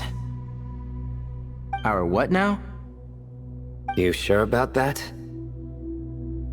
Just kidding. But what I meant by that is, these were Hermanubis' colleagues back then. The middle one is the Goat King Hereshef, Minister of Ministers, the god Amun's most trusted chancellor. Records say he was the deputy king of the Desert Sands, chief among the 7 pillars. Someone even more impressive than Hermanubis? I wonder if that ever got his goat. Sorry, couldn't resist.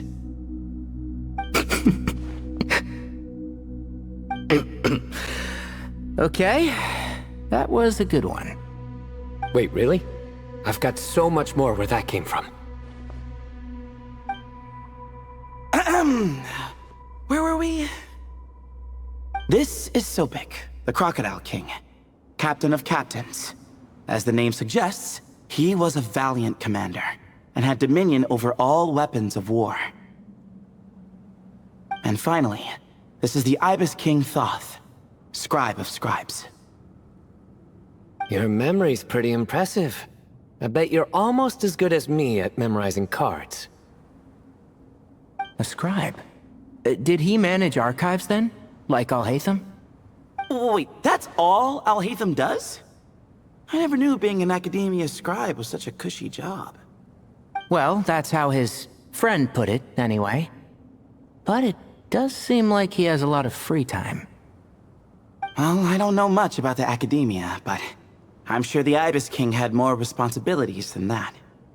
The temple's records say he represented the wisest aspects of King Deshret, inventing the desert script and arcane arts at his king's command. He must have been quite the impressive man then. Or creature, depending on how you look at it. Still, why are these three the only ones represented here? What about the other pillars of King Deshret? Maybe because the 3 of them were extra close? Huh. Kinda like us. Oh yeah! Maybe we should have someone inscribe us on a commemorative stone slab too.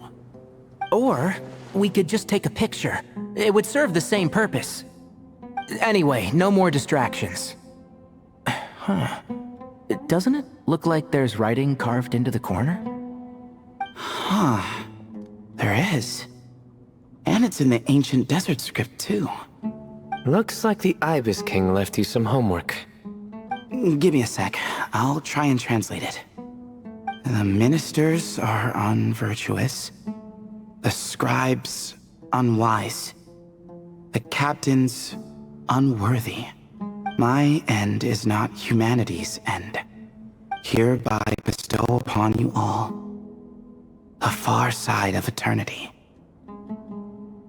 Wait, so they went to Aru? It doesn't sound like it was their idea. The far side of eternity is said to be the final land of dreams for all desert dwellers. But if such a place did exist, wouldn't it also be an inescapable prison? Yes, and based on the writing here, it's clear King Deshret wasn't pleased with these three. This gift he bestowed upon them seems more like a punishment. Such is the power of a king, I suppose. Which means the goat's the one who got in the end. Huh. Yep, not as good the second time. What? Impossible. Well, looks like that's all we can learn here. Should we keep going? Yes, no time to waste.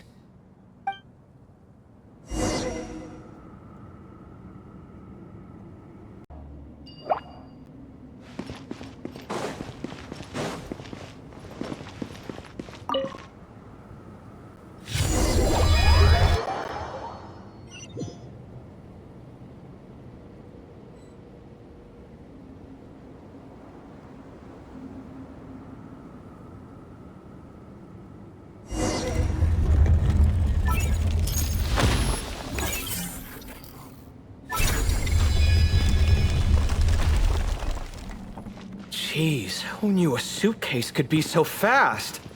Marak is nothing like this when it comes to housework. Hey, wait up!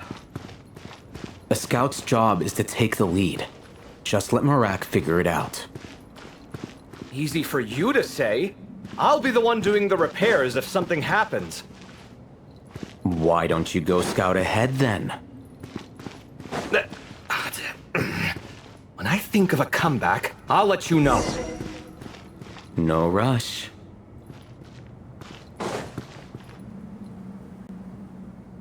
Oh, Marak stopped. What is it? Found something? Looks like something covered in sand. Let's get it out then. Come on. Oh, it's a stone slab. Good job, Marak. Let's take a look. Huh. Looks like this part of the picture goes over there?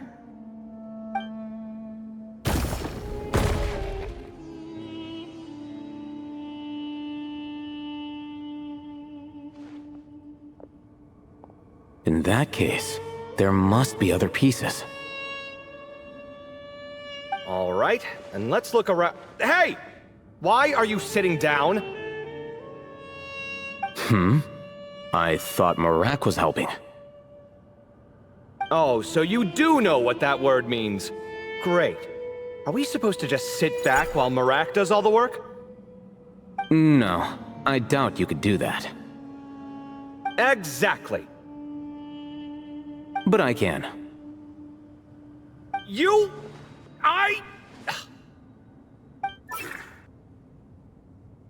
See? It's all coming back to me. How insufferable it is to work with this no-good, do-nothing... We could be more efficient, I agree. I'll work on this piece. You take care of the rest.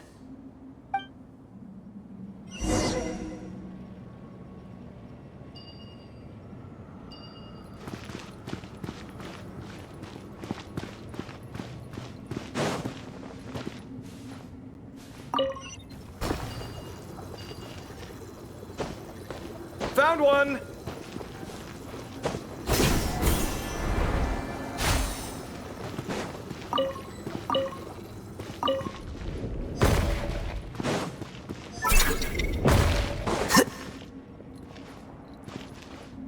Good teamwork.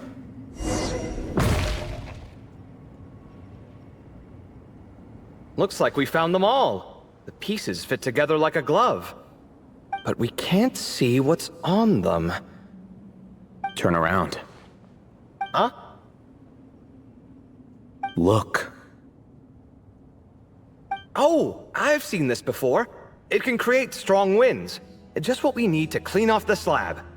Come on, let's... Hey! Don't worry about me. If I sit here, I won't be in the way. Oh, you don't want to be in the way? Then sit right in front, so the device can blow you straight back to Sumeru City.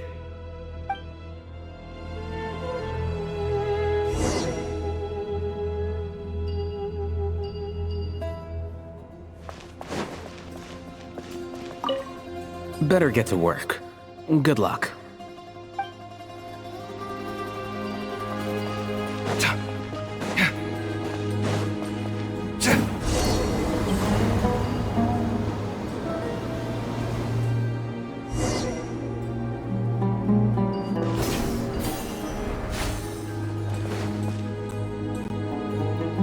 Done. Huh. That's one big cat. And there's a shattered crown. I think it's depicting some kind of story. Look, there's writing too. The Ibis King answered the young noble, granting him the wisdom he sought. But the fragile crown was shattered by lies in the end. Here I leave the name, Gudars. Gudars? I've seen that name in a history book before. He was a young noble who sought to save his realm, and a king who once united the desert. That's right. Although his methods were rather shameful. During his long reign, he betrayed his family and the nobles who supported him, only realizing the error of his ways after his enemies left him nowhere to turn. But by then, it was too late. Seems like a common occurrence across history. Different people, same mistakes. It's an inevitable pattern, destined to repeat itself.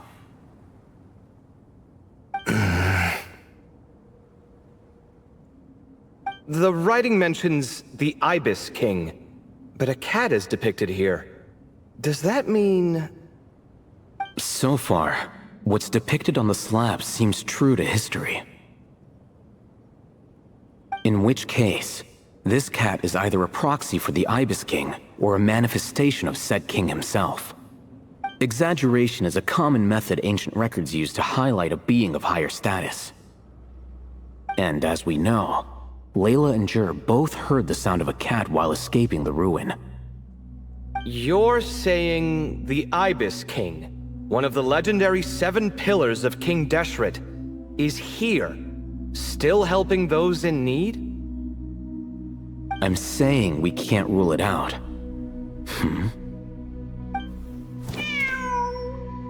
Wait, there it is! The cat!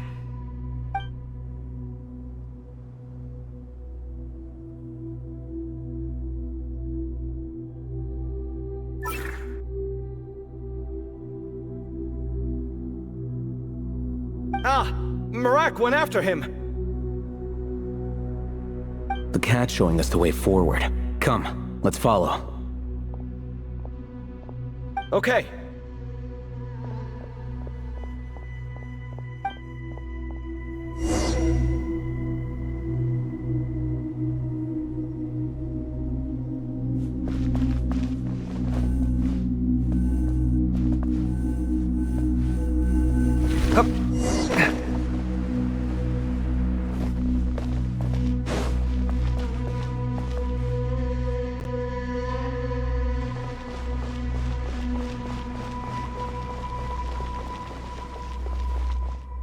Huh. The cat's... gone. Yes, but look where he led us. Oh. Another slab. It looks similar to the last one.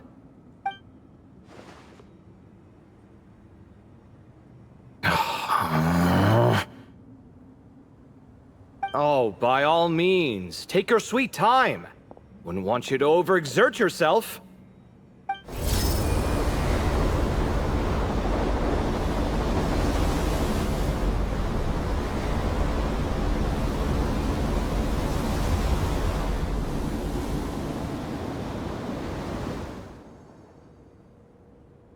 Huh.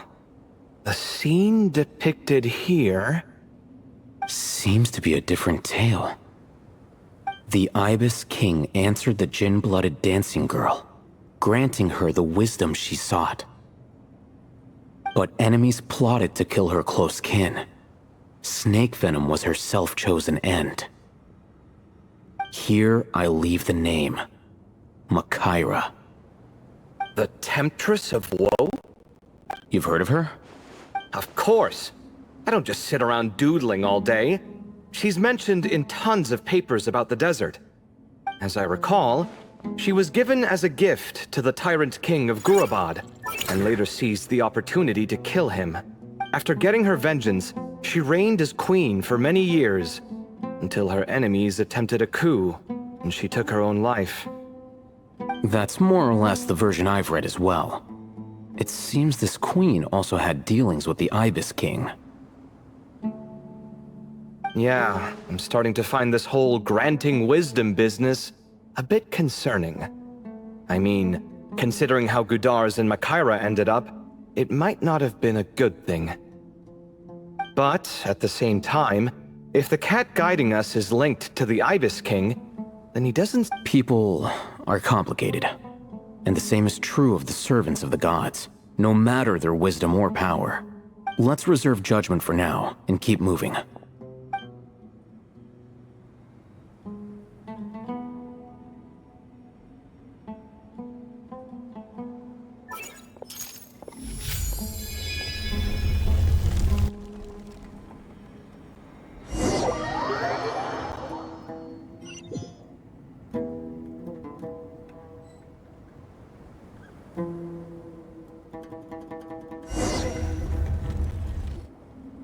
Oh, Paimon meant to ask earlier.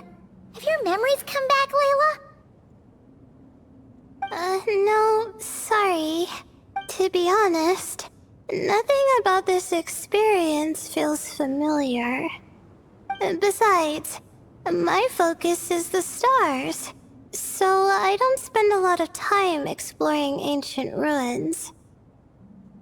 Guess that makes us the senior researchers in this scenario. Stick close, all right, Layla? Okay.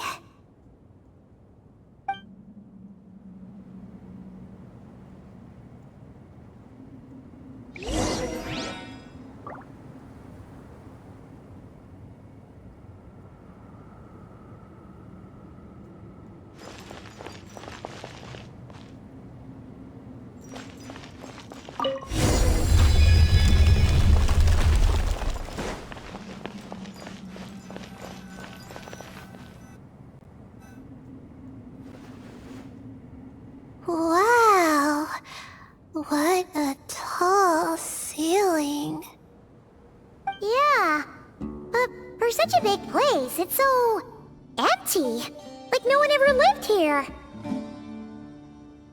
Sure must have been boring to live in ancient times, staring at ceilings all day.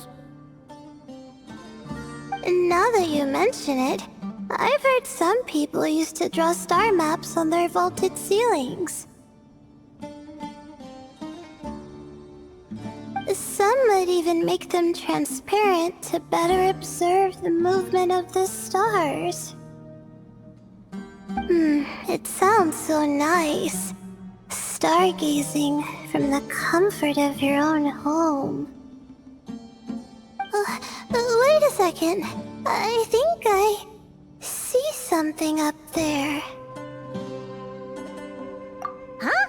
How is Paimon supposed to do that? Oh, right. Flying. Duh!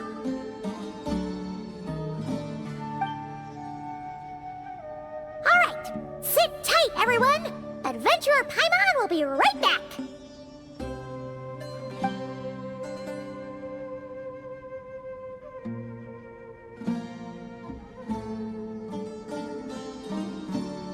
Okay. So, there's nothing super special up there. Just a couple of shelves, tables, jars, and scrolls. And a whole bunch of dust, dirt, and sand. You really want to search through all that stuff? Well, when you put it that way... Come on then, let's see what we've got. Paimon's hoping for something super valuable. Thanks. I'll stick close.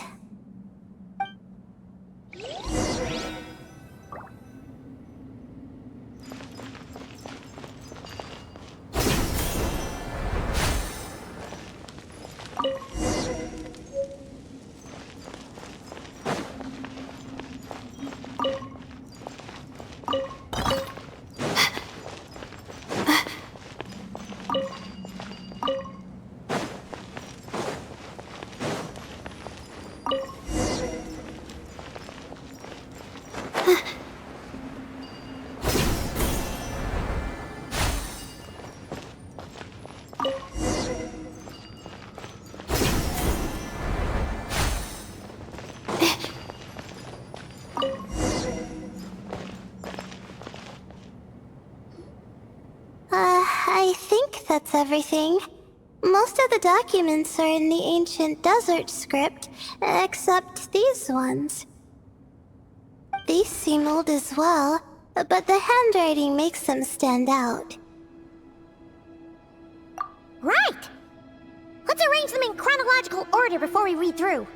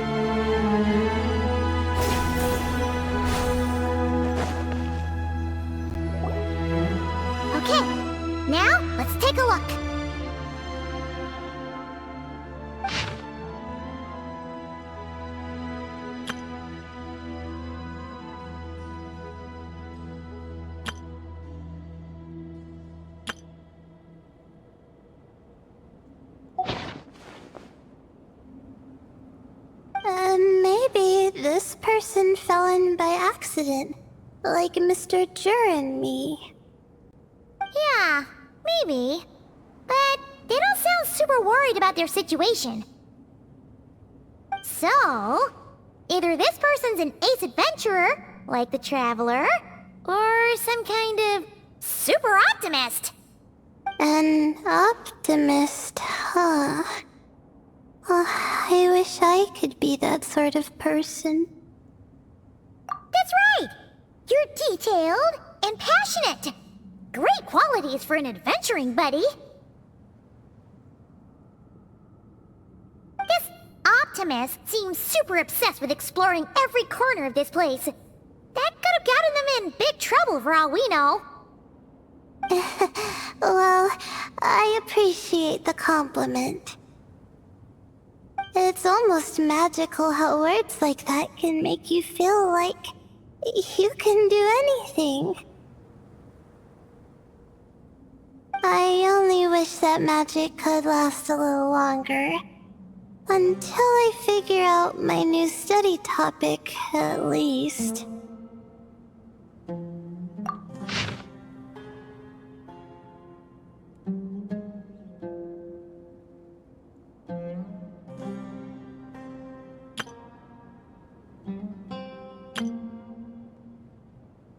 Oh, looks like you were spot on, Paimon. See? Told ya! That's what happens when you don't think things through. And all this talk about seniors and juniors, he was a student just like you, Layla. Whew, he sure talks a big talk for a student, though. You'd think he was some kind of old scholar instead. Huh. What is it? Did Paimon say something wrong? No, not at all.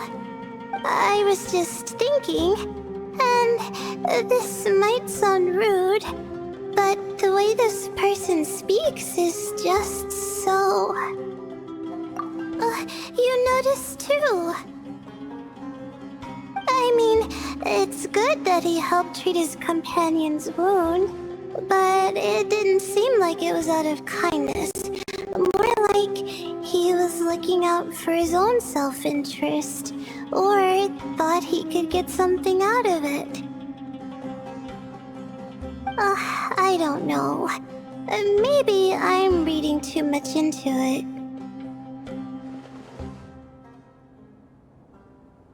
Yeah. If you're both in this dangerous situation together, wouldn't you mention them at least once? If it were Paimon, she would write down the name of every single person she was with. No one would be able to get away. Actually, I find Paimon's approach quite sensible. It makes sense from a safety perspective, too. That way, if anyone came to the rescue, the notes would be able to tell them everything they needed to know. Whoa! That's genius-level thinking! Well, I learned that from Madame Farazan, actually. I'm not speaking from personal experience or anything. Oh, no! I'm just a student. It's fine! You taught us something, so you're our teacher. Simple as that. Anyway, from the looks of things, the student who left these notes behind was pretty weird. Let's keep reading.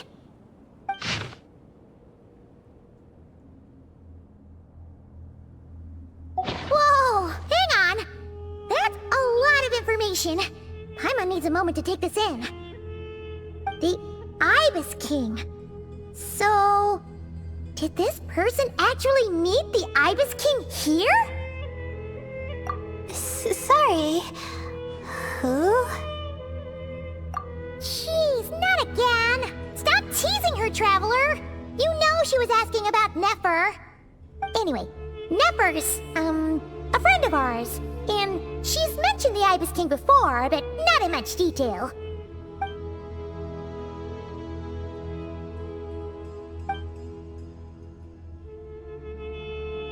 Oh, I see.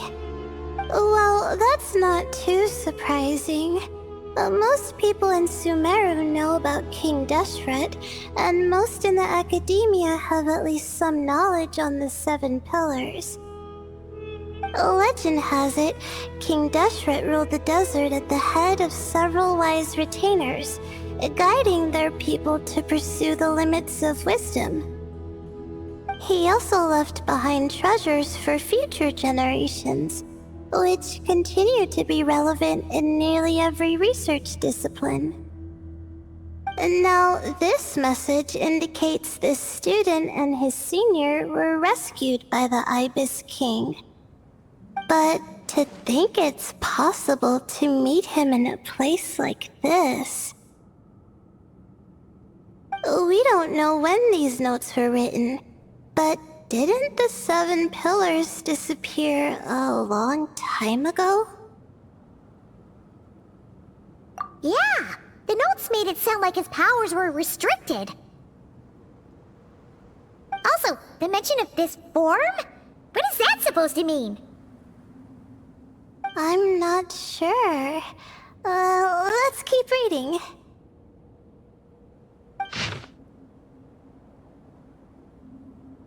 Oh, this is the last page. There's even a signature at the end. Well, sounds like they made it out. Guess it was a happy ending after all.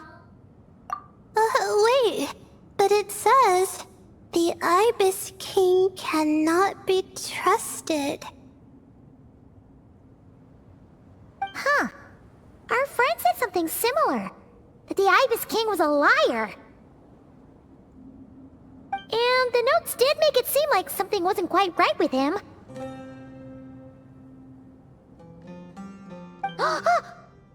Maybe he wasn't one of the Seven Pillars at all, but some kind of con artist.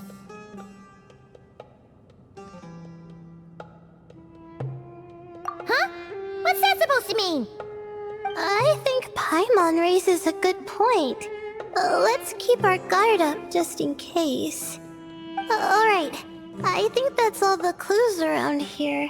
How about we... Oh, it's Marak! That means Kave and the others should be around here, right? Hello? Anyone up there? Can you hear us? Yeah, we can! You know, sound travels just fine in an empty chamber like this. You don't have to shout. Of course, if you're shouting to express your excitement at being reunited, by all means, pretend I never said anything. Yelling like this is kinda exhausting. Come on, let's head back down.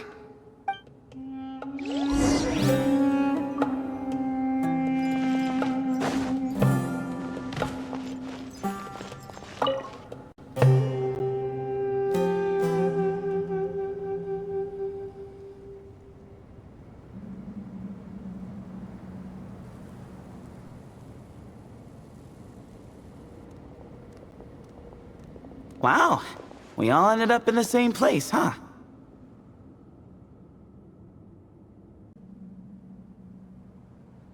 Yeah, what a coincidence. Indeed. Or as I like to call it, the chai factor.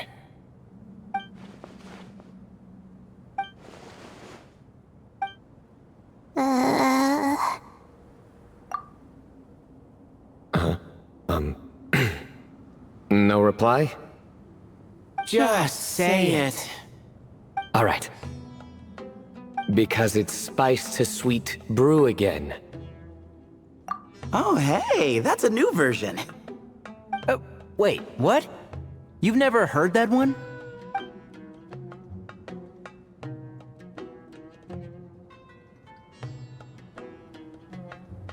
What are you looking for?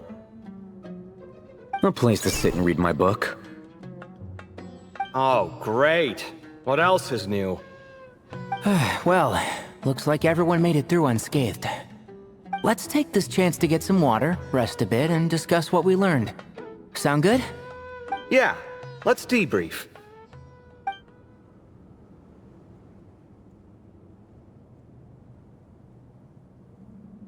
Okay, so we all learned a lot, but It feels like we ended up with even more questions. Yeah, but one thing's for sure. This place is tied to the Ibis King in some way. Hey, Sino. You're the current representative of Hermanubis. Can you call him up for a sec? Of course. Just let me sense his presence.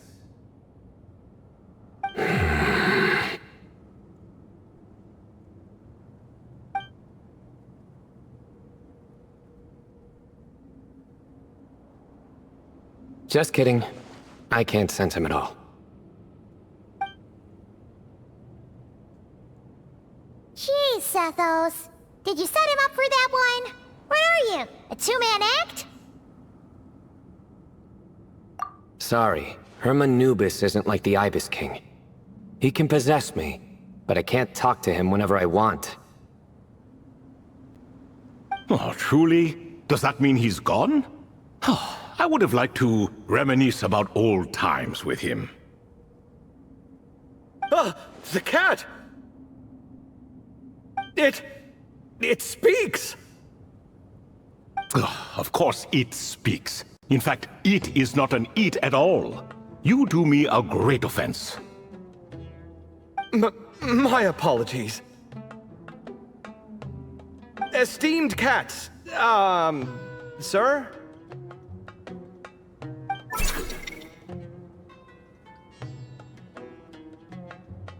Oh, this little contraption is still here. Contraption? No, this is Marak. Which means you do his assistant a great offense. Huh? Well, I didn't mean... Well, I apologize. I wasn't referring to this Marak, but rather the thing that operates it. King Deshret was quite partial to it. I have forgotten what it was called. It must have had an official name, albeit in the old tongue. Even if I did remember, I would need to translate it into modern language. Ah, it's not important. Marak's a fine name. Even better than the original, if you ask me. Who thought of it?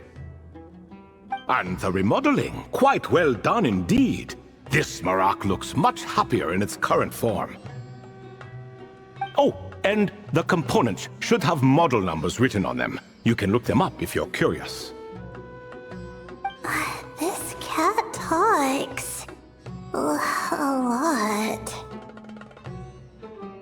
Quite the one-sided conversation. Is this what the Ibis King was like? He seems quite eloquent. I wonder if he plays cards. Ha! I knew Marak was a great name. Go me! Let's see, what page was I on again? Should have brought a bookmark. That all went over Paimon's head.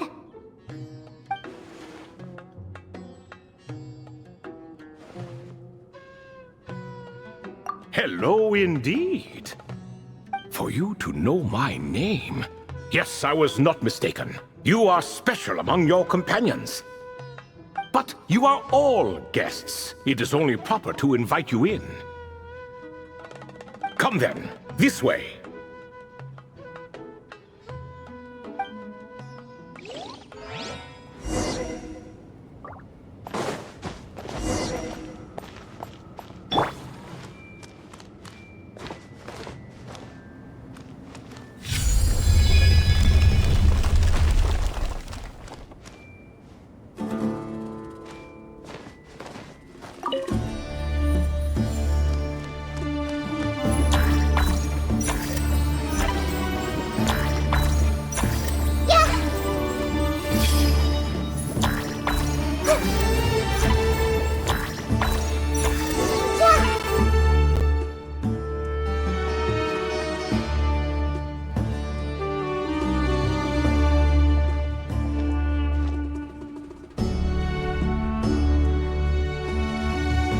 Welcome to my humble abode. Oh, your house sure is spacious, Lord Ibis King. I fear it's not quite what it used to be. In fact, it has long ceased to be my home at all. It belongs to the descendants of the cats I once raised.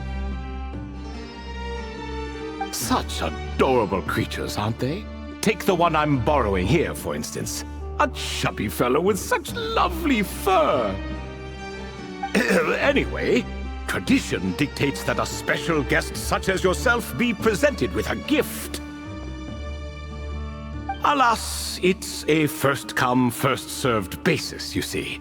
I fear with the passage of time, none are left. What? So the treasure's gone already? Treasure, you say? Not an inaccurate description. Yes, and no. I have the power to grant gifts inaccessible to the masses. The only requirement is answering a question. Not a bad deal, yes? Of course, my questions were given unto me by King Deshret, who in turn received them from the Mistress of Flowers. There are 3, and no more. What causes our rise and fall? What obliterates love and hate? What determines truth and falsehood? The more he talks, the less Paimon understands. I see. That must mean Gudars and Makaira managed to answer 2 of the 3. Ha ha ha ha! Another who understands.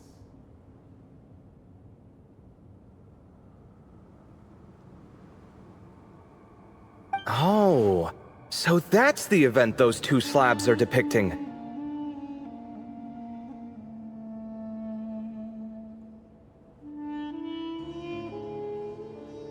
Ah, priests and their records. A singular obsession, and quite boring, too. After being imprisoned within Aru, I could, on occasion, take the form of a cat to converse with those around me. But I despised speaking to them. No conversational skills whatsoever. Now, humans like you who stumble in here from time to time, you are much more interesting. Hold on! We're getting off topic again. The 3 questions you just mentioned? What are they for, exactly? Ah, that is a story that begins with King Deshret. And we're in for another long one. Nostalgia for the past is common to us all, is it not? And our king, he was such a proud, solemn man in those days. He watched us speak of the present and the future, of the wisdom we possessed or were about to obtain. We were his proud retainers, confident in our belief that, so long as each one of us used our abilities to the fullest, progress was inevitable. Yet, King Deshret's ambition was not destined to be allowed in a closed-off world such as this, so nothing went as planned. In fact, from the beginning, there were signs an outcome of this nature was inevitable. Because although there were 7 pillars, one was forever absent. Al-Ahmar would insist the Dendro Dragon Sovereign was one of us, but the dragon herself rejected that idea. Huh. Like a card you can never seem to draw from your deck. More like a card that was never in the deck to begin with. Alas, that's just who Al-Ahmar was. There was nothing we could do about that. And I always preferred chess to cards. In the end, life grew unbearable for our king. But, of course, those who remain must continue to live on. But subjects like us were less fortunate. After all, the fate of a retainer is decided by the king, including the chance to walk away.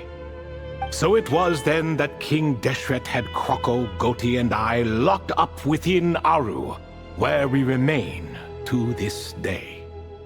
Krakow. Goaty? Ah, of course. You're more familiar with their full names. Sobek, the Crocodile King, and Hereshef, the Goat King.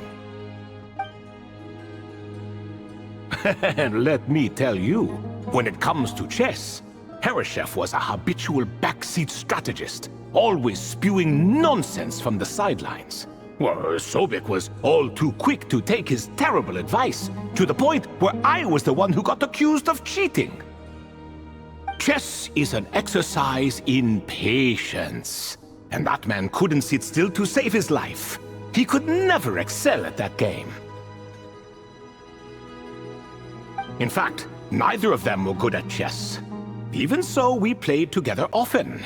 And since I was always the winner, we got along quite well. What are you laughing at? Were we not good friends?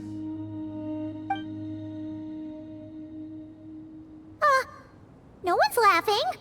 Paimon would never. No, not you. It's Goaty. He's laughing for no reason again. Can you not hear him? Ah, right. Of course you can't. The two of them are inside Aru, as am I, so only I can hear them. What is even going on here? Has he, started to lose it after being trapped for so long? That does happen to prisoners serving life sentences. Speaking of which, how's Azar doing these days? I doubt he's doing much of anything. Just what I wanted to hear.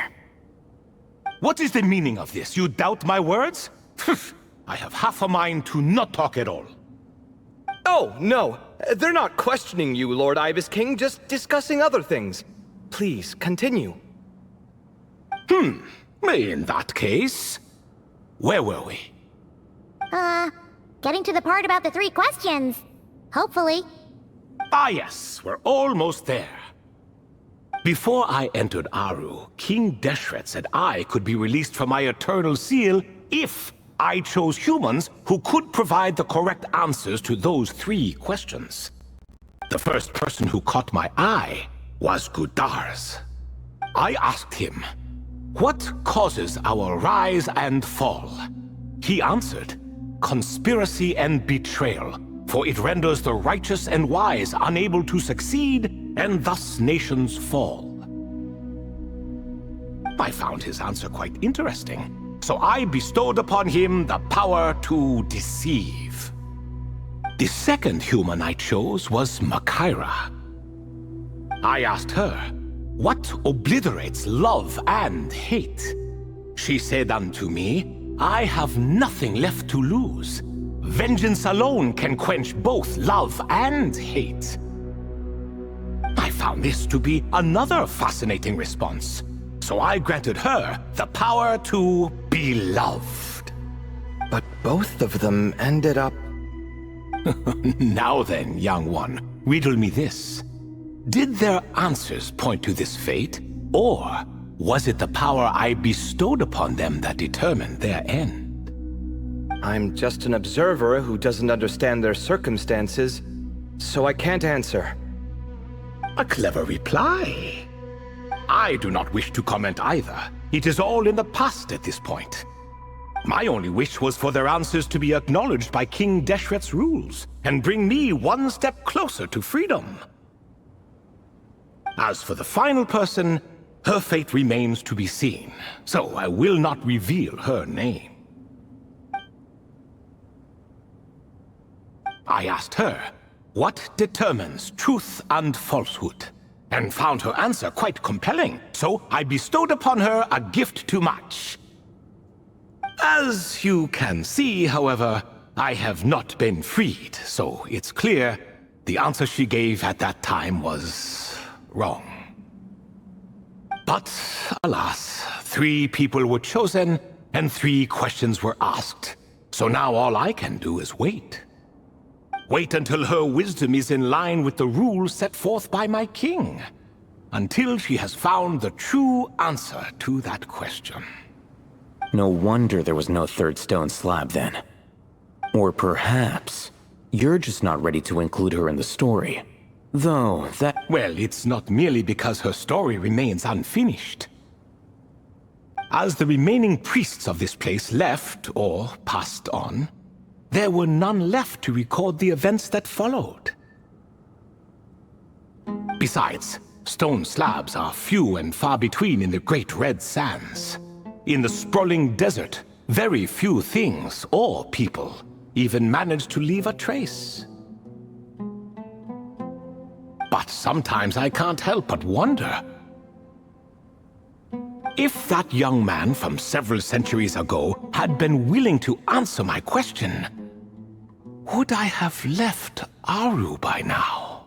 Wait, so there was someone else?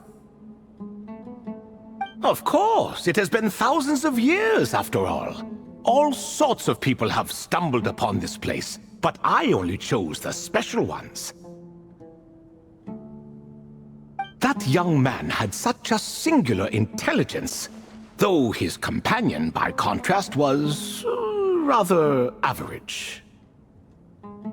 The author of those notes we found? The student named Zandik? Ah, yes, I think that was his name. In truth, I was unsure whether I should grant him my third remaining gift.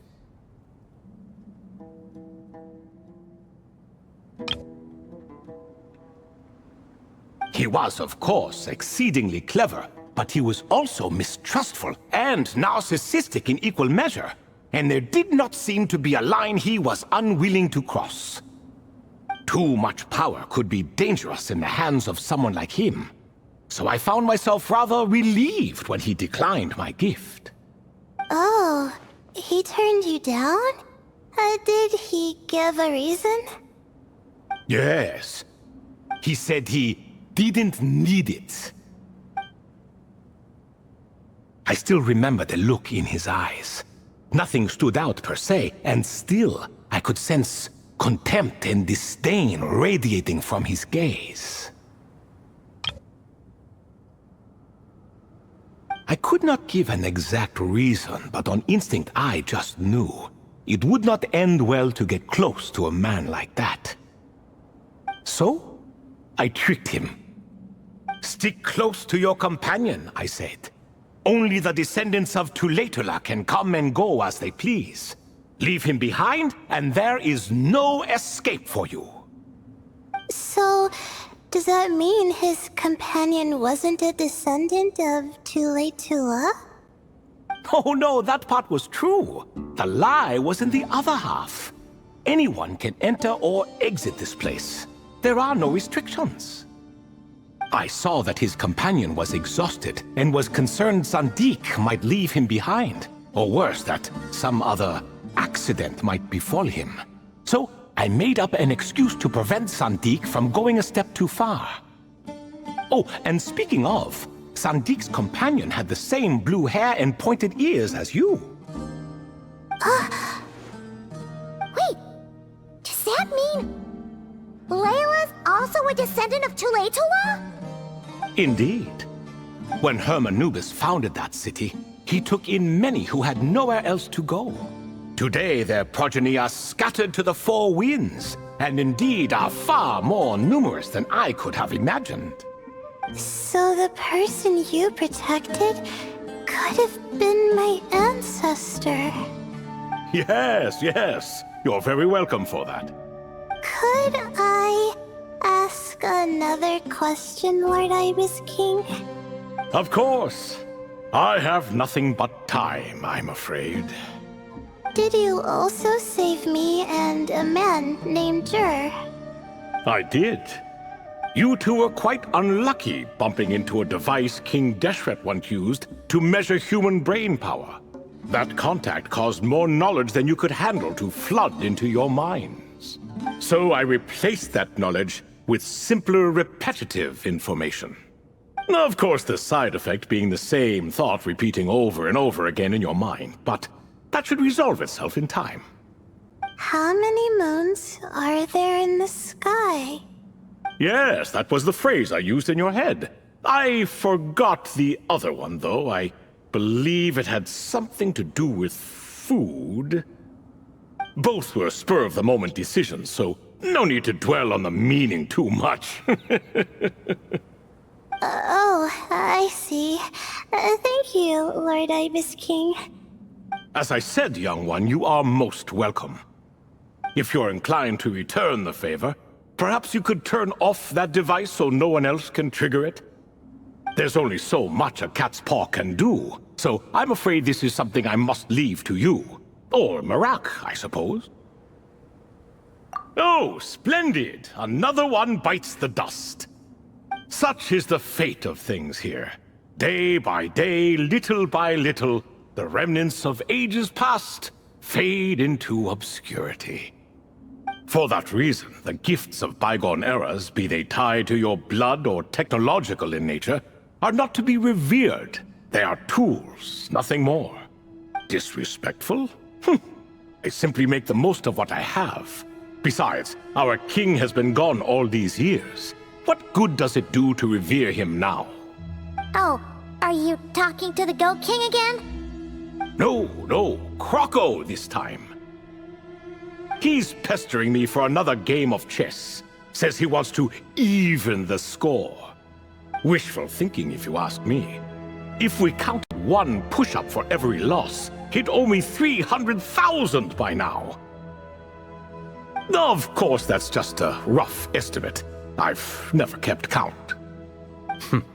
It appears that's something you like. Being someone unable to be defeated. I suppose so. All right then.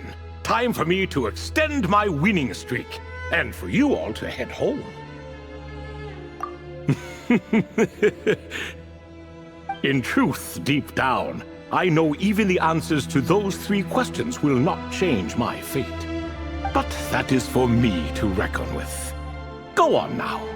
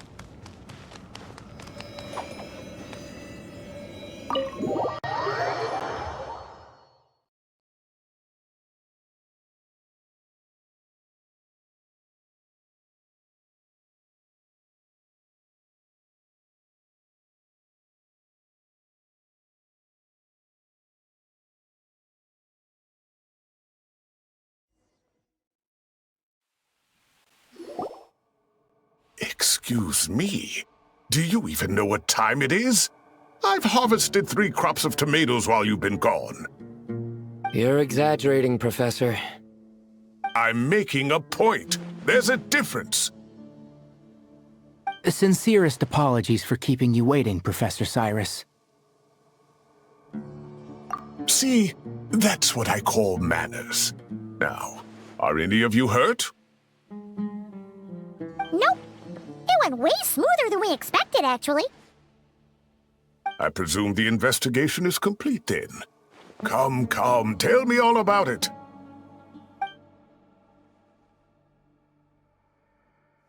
Oh my, did you luck out? If you've read the work from the Vahumana Dashan, you would know that the Ibis King has, well, let's call it a mixed record. Perhaps he softened up a bit in his old age, and that's why he chose to help you. Or perhaps he just didn't have a good enough reason not to help us. See? Marak agrees. How do you even know that's what Marak meant? That could have just been a happy noise. In any case, there's a lot to be happy about. We figured out what happened to Layla and Jur, and there were some unexpected takeaways too. Yeah, I never expected to learn about my ancestry. I've always thought of myself as just an ordinary student. I never would have even considered something like that could be true. Come to think of it, our ancestors might even have been friends at some point. Huh? You're right. Maybe I should take a trip back home to see if I can find any records about that. Oh, I was just throwing that out there. I wouldn't want you to go to the trouble. It's fine. My advisor gave me a break, and I still have a few days left, so... Oh, wait. My study topic. I haven't made any progress at all. No. I need to focus on that instead. Right. Couldn't you help her, Professor? Huh? No, I could never. Me, you say? I'm from the Spatamar Darshan, and I don't think that Nephis or Zahahadi researched the stars. All I have to offer are my homegrown tomatoes. Although I suppose it's not impossible, I can ask a few old friends to recommend some interesting topics. You really don't have to. It sounds like a lot of work. Hardly. A few passing questions while we water the plants? It's no trouble at all. Thank you so much. Of course. Now it's getting late, and you all must be tired. Let's wrap things up here.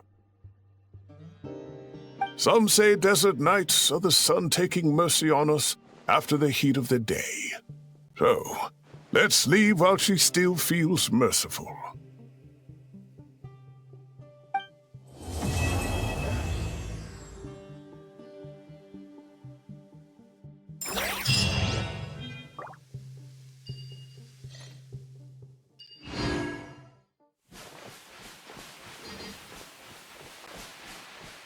I'll have to ask Sethos all about it later. You made it back safe and sound. Glad to see it.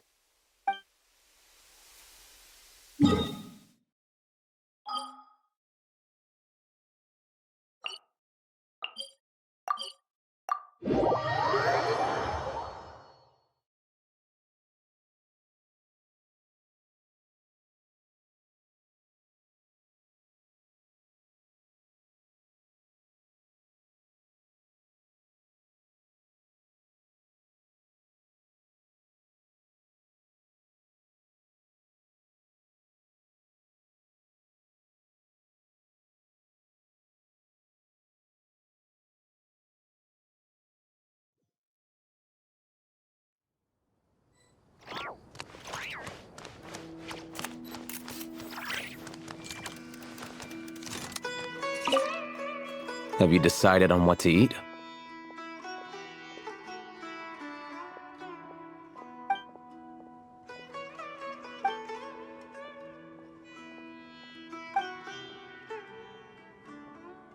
Fine. I'll go ahead and order then. Hey! Wait a minute! So, when you do the thing where you pretend not to hear a question if you don't want to answer, it works like a charm! But not when I do it? That's because you have to use it on the right person. Besides, you really think you can use my own tricks against me?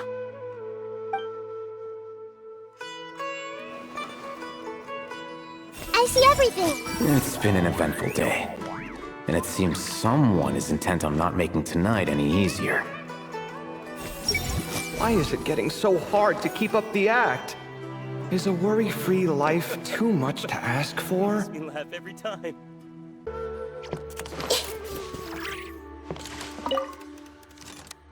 You don't make it out to Gandharvaville often, and there wasn't time for visiting earlier.